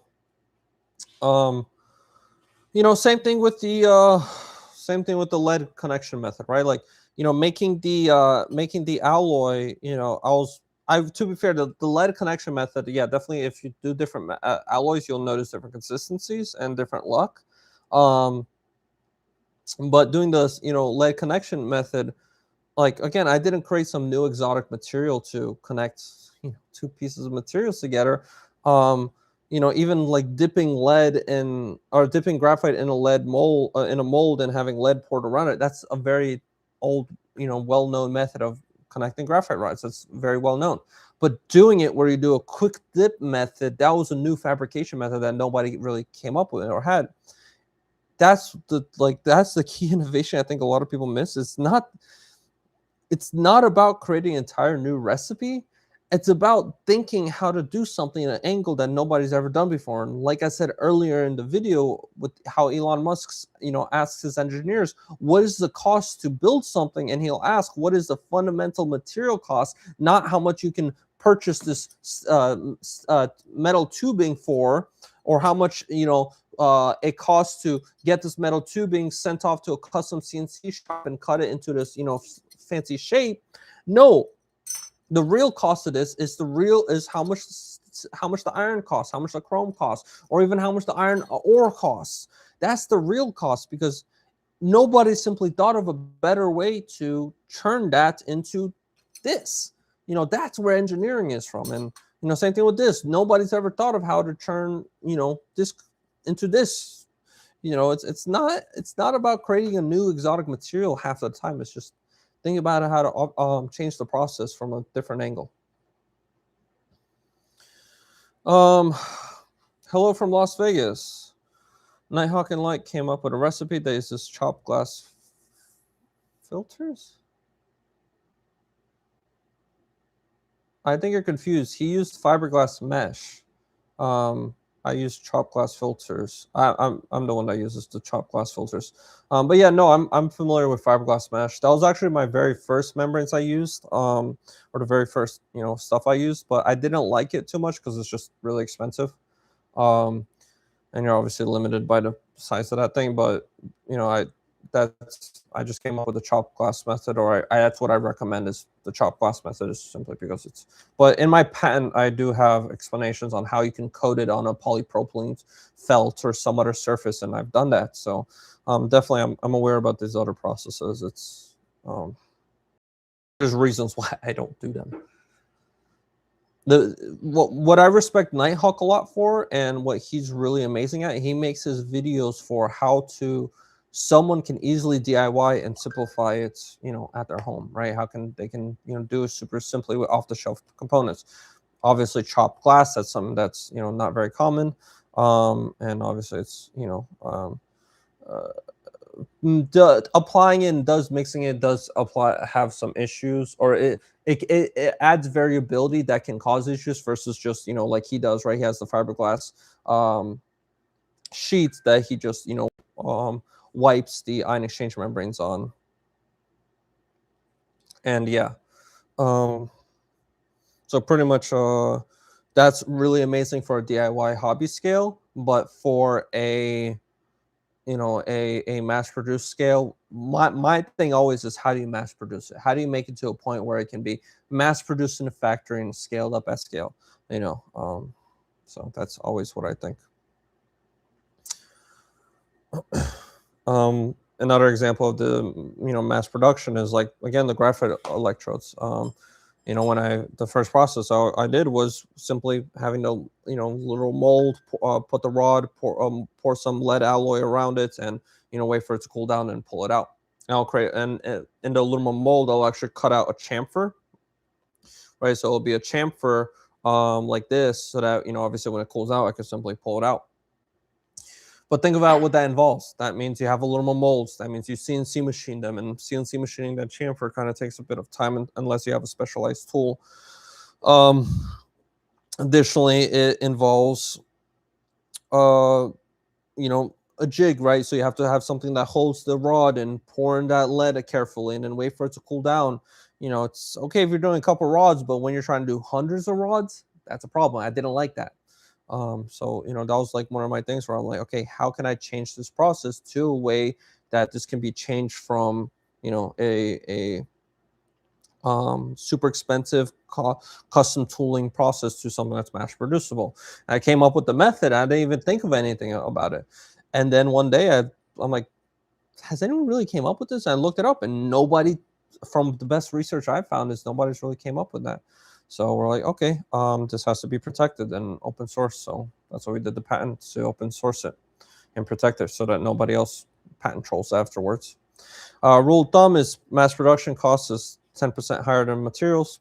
Usually, yeah, 10-15% is usually the optimal case, but not always. Not always. There's a lot of industries that don't have that.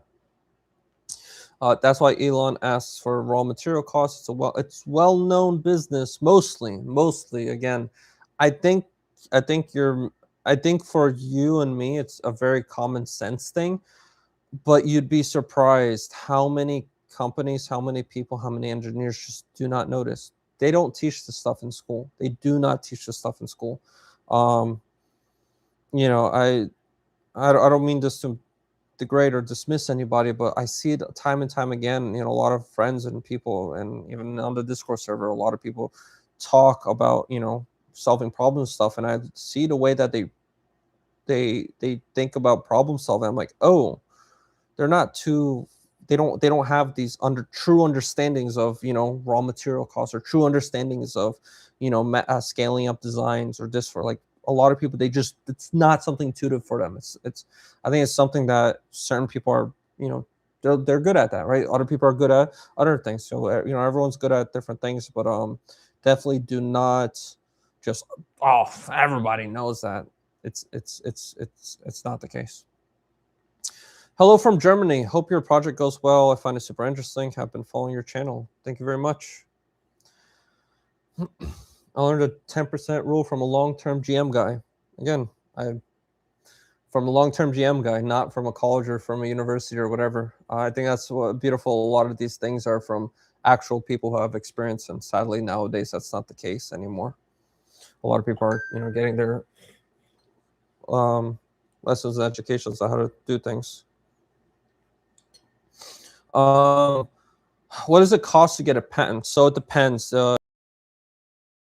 If you want to do just to hold the idea, so not first invent, but pretty much if you just want to file to hold an idea, it depends on which entity size you are. Also, pretty much as long as you make like I think less than like $1 million and you have less than 4 patents under your name, you're under a micro entity.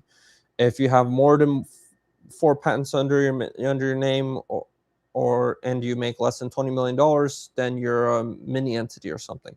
But point is, entity gets a discount to file for a provisional. So pretty much you just hold idea for a name, and then you have to reapply as a non-provisional afterwards. Within that year, that's $75 or $400 for provisional. So pretty much to take it to the next step. And then when you go to so since I have 3 patents right now, obviously the next patent I file, that's the last one I have for micro entity status. So after that, pretty much it'll double. So it'll be like, I think like $150 or $800 from there. And obviously I'm not going to enter. And once I'm in mini, status, I can file as many patents as I want. But obviously it's just going to be really expensive, $800 each, as long as I make less than $20 million, which I probably am. No, for the next at least couple years. So anyways, and once I do, right, I wouldn't have issues paying for the full patent application fee. But yeah, that's how it's all structured. And again, I'm in this weird situation where I really don't have, hundreds of dollars to spend, and I try to limit on what I'm trying to patent. And right now I have this one thing that I need to secure first because it's important I secure it soon. But there's literally dozens and dozens and dozens of things that I really want to file a patent for, get it secured, get it protected, and then open source it. Pretty much my goal and my vision is to create this whole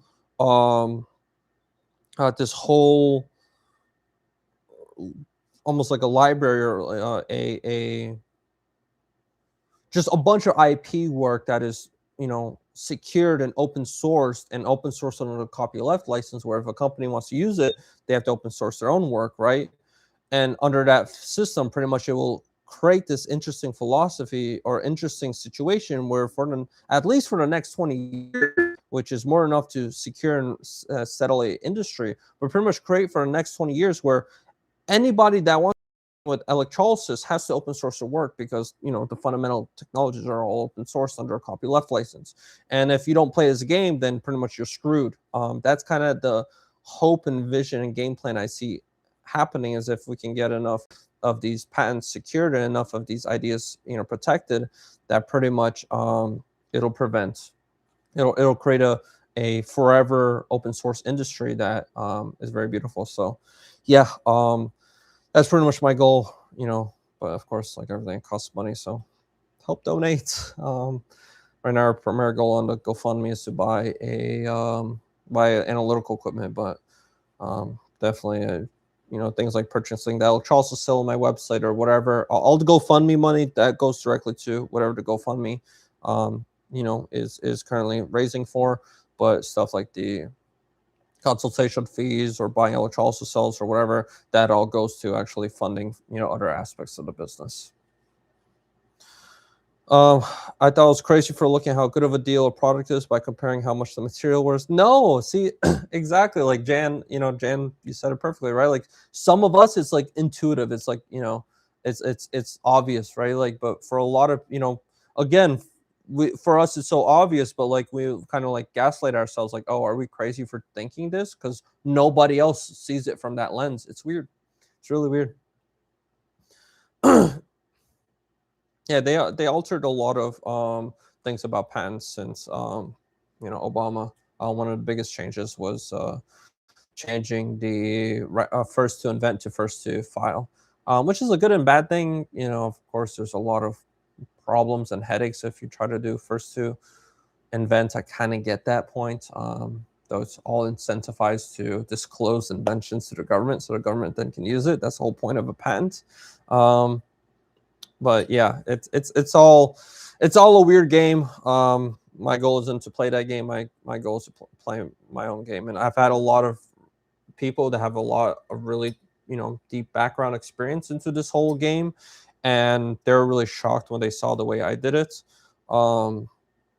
You know, a lot of them, like, you know, pretty much admitted defeat in that, like, you know, with the new changes, there's no way to really, you know, deal with patents.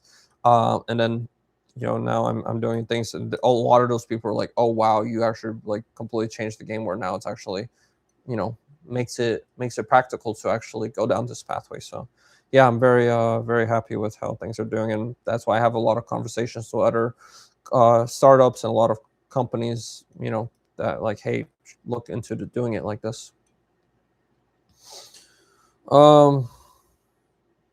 Yep, exactly. Basically, use patents to stop another entity from close sourcing everything, so no one can use it. 100%, exactly. Depends also if you want to patent it only in your country or worldwide. Yeah, worldwide is another set of fees and stuff. You know, hopefully we'll have enough money by the next 6 months. Yeah, 6 months. We're about halfway through on our membrane filing. So we have another 6 months before until we lose the rights for international. So hopefully I can get that secured. So that's another thing, is once you file for the patent, you have about 1 year to then apply for international rights. I'm curious, couldn't your technology be utilized for recycling as well? What's stopping you from stripping gold from old? Yeah, 100%. This technology has direct applications for recycling and cleaning up. That's the whole philosophy, that this technology kind of changes things. A lot of people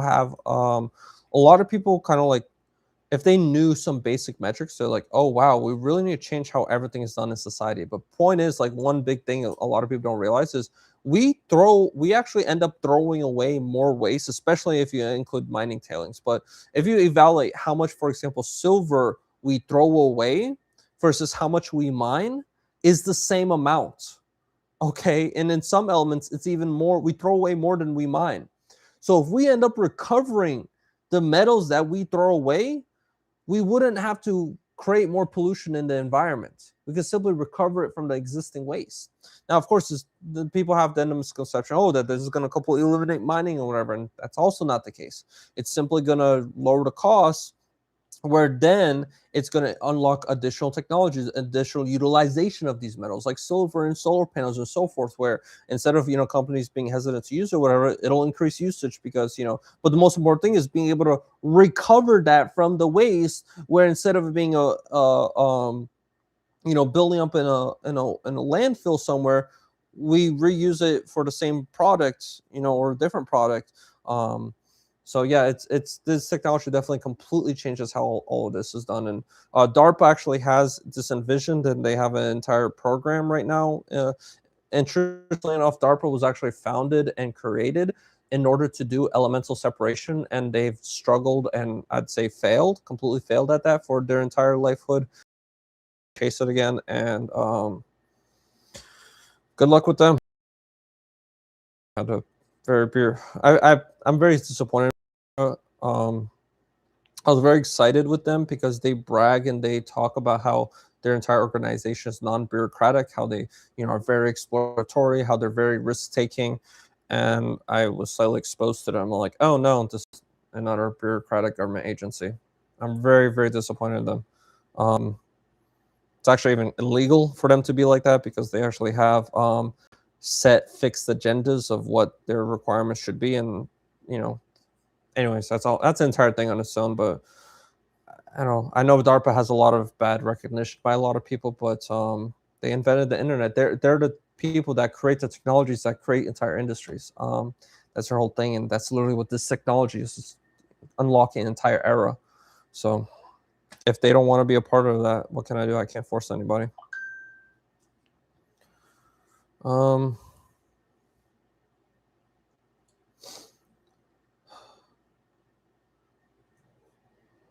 let's see. Once the 20 years is up, then it's open to the world and becomes public domain. That's why they keep coming up with new chemicals for the pharmacy. Wow, that's more reasonable than I thought. I have some ideas that could be patented. You've been such a great help. Yeah, definitely. Just please, open source your technology afterwards. And be also critical and evaluate, do some research and make sure that the idea is actually unique and not, something that's already talked about before.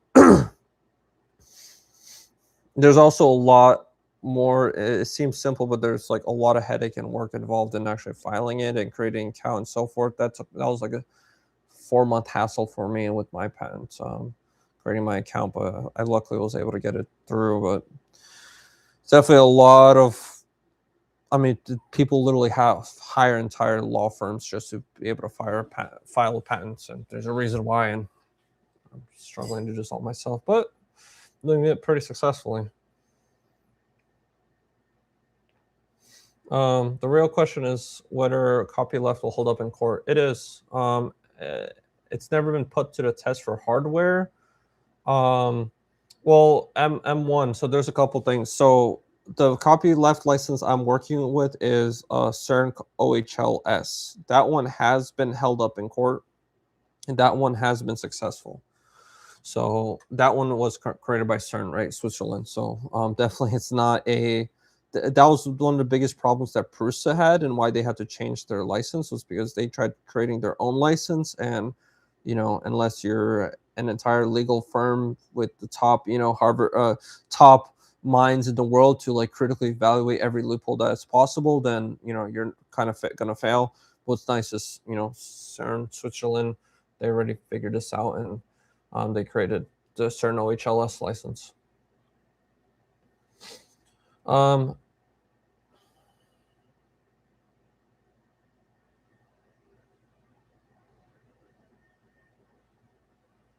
Yep, that's another. Again, there's many processes I want to try, Antonio, on making the ion exchange membranes, but like all of them, I don't have space to do it right now, let alone time and money. I wish, if there's any investors. I've finished up with an investor proposal, so if there's any investors in chat that have $10-15 million to spare, I think the proposal, the proposal is asking for 12 million. Ended up being, but anyways. I mean, if there's anybody that wants to fund a really amazing world-changing technology, please reach out. My email is info@roal.net. I'll put it in chat. But I have an investor proposal that I spent a lot of weeks, and I'm at V20 or V30, I think. I don't know. I had a lot of versions that I've edited, and finally got it to a point where I'm gonna start sending it to a lot of people that's been asking for it. Hi, mate. I've been wanting to build your machine. I remember you saying that you could advise for $150 an hour. How do I organize a meetup, a meeting? So it's on my website. You just do type in roal.net, and there's a huge button on the top right that says book a meeting. And there's a calendar there. You can click a slot if I'm available on that slot, and then you can pay.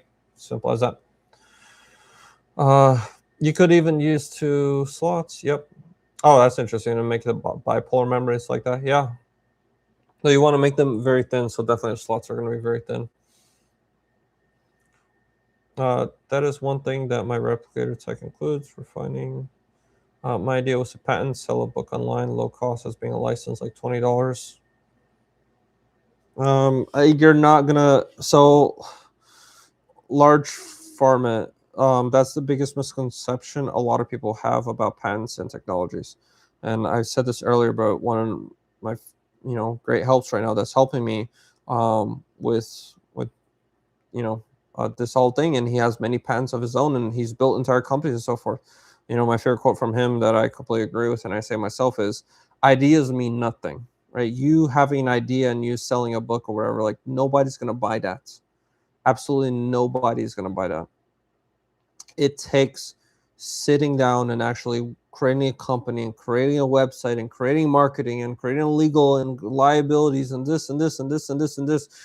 all additionally to creating the tools and equipment and manufacturing and making sure it's competitive against your competitors. That's the key thing that makes a patent worth anything. You know, even right now, right? I have these, obviously they're patent pending right now, but assuming they get issued, they still don't mean nothing. They have absolutely no value. They have no value until I actually have a product that I'm selling to companies and actually a entire company, and an organization around that. That's what investors buy into, not the patents. You can see it time and time again. So many companies with dozens of patents under their name, and they're valued and investors funded, hundreds, dozens or even hundreds of millions of dollars, and they end up being nothing. They end up being nothing. They end up failing. Um, Another thing about patents is all they are is a lottery ticket to a lawsuit. I'm filing a patent not to chase after people and claim IP authorship. I'm creating patents to protect it from being patent trolled. That's the goal of filing a patent. Isn't like that's why I said earlier also the conversation of why there's a lot of people who were into this game of filing patents and doing this and all that, and with the changes that Obama did, pretty much all of that is worthless. You cannot make money filing patents, but you can make money if you create an entire organization around it, open source it, and do change the game completely different. That's the only way to really make money doing patents. And again, like I'm not even doing this to make money. I'm doing this just because I want to see this technology get become something really amazing. But anyways, I hope that explains a little better. Like I think a lot of people have this delusional idea that, oh, I'm gonna file a patent. I have this idea, and I'm just gonna sit on my back and sell it or something. Like that's not how that works. So many companies, so many people, so many And one of the biggest things for you to understand is all it takes is changing one thing in your patent, and it completely invalidates it. Again, like somebody can go off and do their own thing off it. It doesn't mean they can create their own patent off it. That requires a much larger range of change. But all it takes is someone to change one thing, and boom, like your patent means nothing. And now you have to, or like again, even with my ion exchange membrane, it's like, how am I the patent is for a recipe. How am I going to validate some company in China isn't copying my recipe to the dime? How am I going to know that? And send a spy over and internet and in China and like get hired and like do that for every company. Like that's not how that works. That's not how that works. You can't just like that's not feasible. That's not realistic. That's a completely unrealistic. So someone's going to start selling ion exchange membranes. How am I going to verify and make sure that they're not going to copy it? A lock doesn't stop bad people from breaking in. A lock stops good people from breaking in. A patent doesn't stop bad people from copying your idea. A patent stops good people from copying your idea. And you'll make absolutely zero money from it because a good company will just use some existing technology. Because why would they spend money for your anyways, it's a delusional idea that people have that they're going to make it rich by sitting at home and writing ideas on papers. Like that's not what the world needs. The world doesn't need ideas. Ion exchange membranes and redox flow batteries, they're so old. Like these are almost a century old technologies. PVC cement, water softener resin, these are very old technologies. These are like, there's nothing crazy new or innovating about any of this. It's old technology. The difference is I'm one of the, out of all the billions of people on earth and the millions of people that have the time and money and effort and engineering and far more skill sets and equipment and resources than me, I'm the only one that actually is working my ass off, working 80 hours a week at below minimum wage. The last 2 years, I've worked at $15,000 of profit to pay my own bills and expenses. $15,000 a year to live on. That's what I've had to work on. Is that what you're willing to do if you're going to file a patent? That's what you're getting into.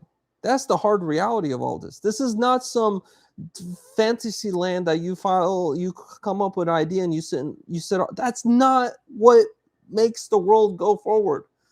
Too many ideas. Again, why are people not developing redox flow batteries before? Because nobody cared. They wanted to do things. Their thing's easier. They're already comfortable with their technology. Why did nobody make electric cars before? Why did Tesla have to come around and do that? Because nobody cared. They're used to making internal combustion engines, and they have tools and things, and they're old, and they're going to retire in a couple of years, and they don't want to spend millions and billions of dollars and retooling their entire factories to be able to change to electrics. Like, everyone's lazy. Nobody wants to do the work and effort and hard effort to actually do that. Tesla had to do that. They sacrificed so much. Elon, and as much hate as you might want on him, he really slept on those factory floors. He is a real engineer. He sacrificed a lot of his life. And now he's the richest man in the world. But guess what? He deserved it because he didn't just file a patent and come up with an idea and sit on it in his bedroom. He worked his ass off for it. Why did Tesla right now with their giga castings build huge castings for the front and rear side of the cars? That's not new technologies. There's been Sandy Munro and other engineers have been yelling at Ford and other car companies, please do this, and they laughed them out. Oh, that's too much work. We don't want to do that. Tesla did that, and now they're kicking ass, making cars for a fraction of the price of everyone else. And now all these other automotive companies are either going near bankruptcy, thin margins, selling overpriced cars, and all these other headache problems because they're lazy. The ideas existed. What changed? Did a new idea come? No, the same idea still existed. I'm casting like that's not a new idea. It's a very, very old idea. We make cast car toys for.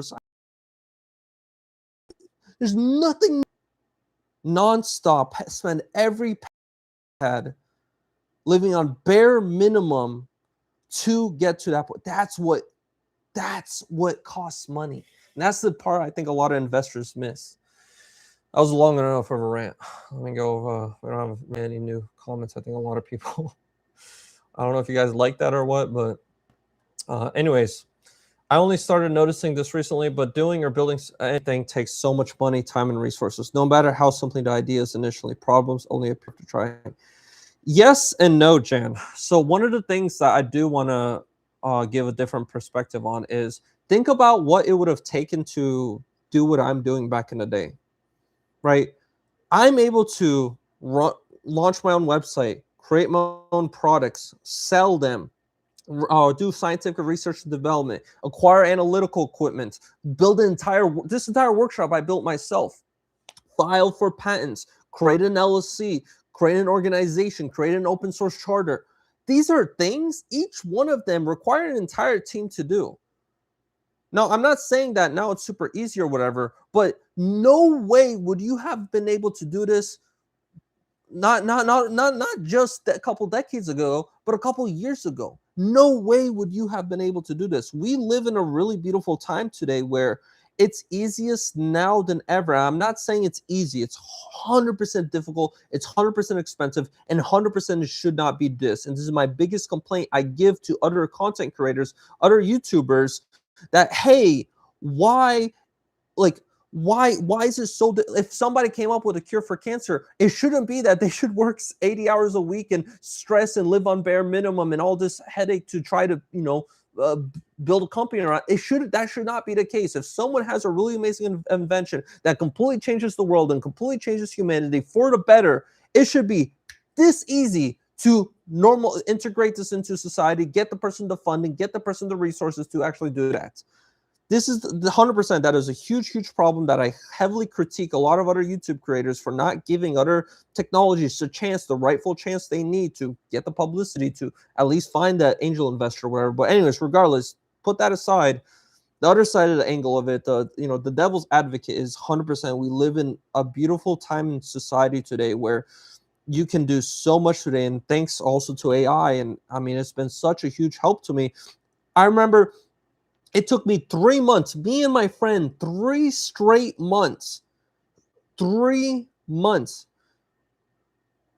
Every single day, evening, weekend, holidays, Christmas, Thanksgiving, New Year's Eve, we spent not with our family, but writing a proposal to a grant. One grant.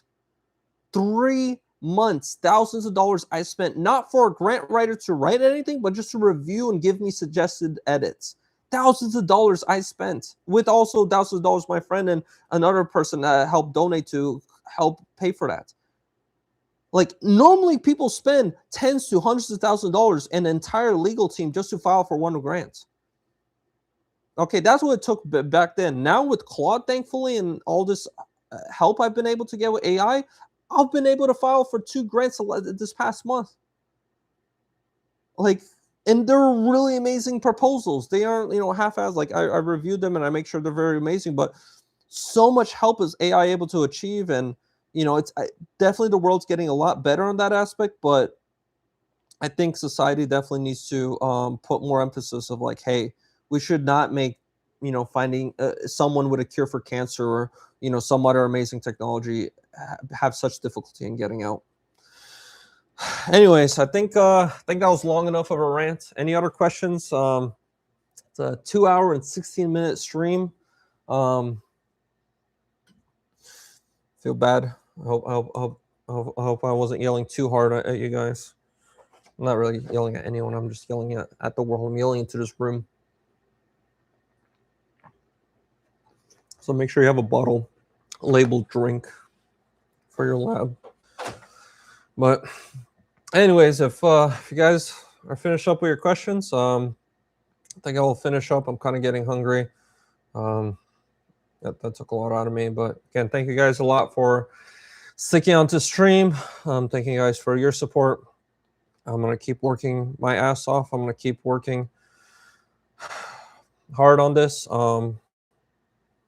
There's a lot of points where I told my family last year in December when I was applying for that grant, I told my family that if nothing happens from this grant by the end of January, that give up, and not give up, but, put this project aside and work on my other side hustles, because I was making a lot of money doing other stuff. I was making easily hundreds of dollars an hour. And I gave up on all that to focus on this research. And it was getting to a point where it was really stressful for my family. I didn't have a working vehicle, just a lot of headache. And I told them, if nothing happens from this grant, I'll give up. And nothing happened. And I uploaded that video, open source the membranes, and thanks for your guys' support. And my family originally were the ones that were pushing me to stop, and now they're the ones that are pushing me to continue because of your support. So thank you very much. Anyways, I'm gonna get going. I'm gonna go get lunch. If you please join the Discord server, it's in the comment, it's in the pinned comment. I'll see you guys there and see you on the next stream. Bye.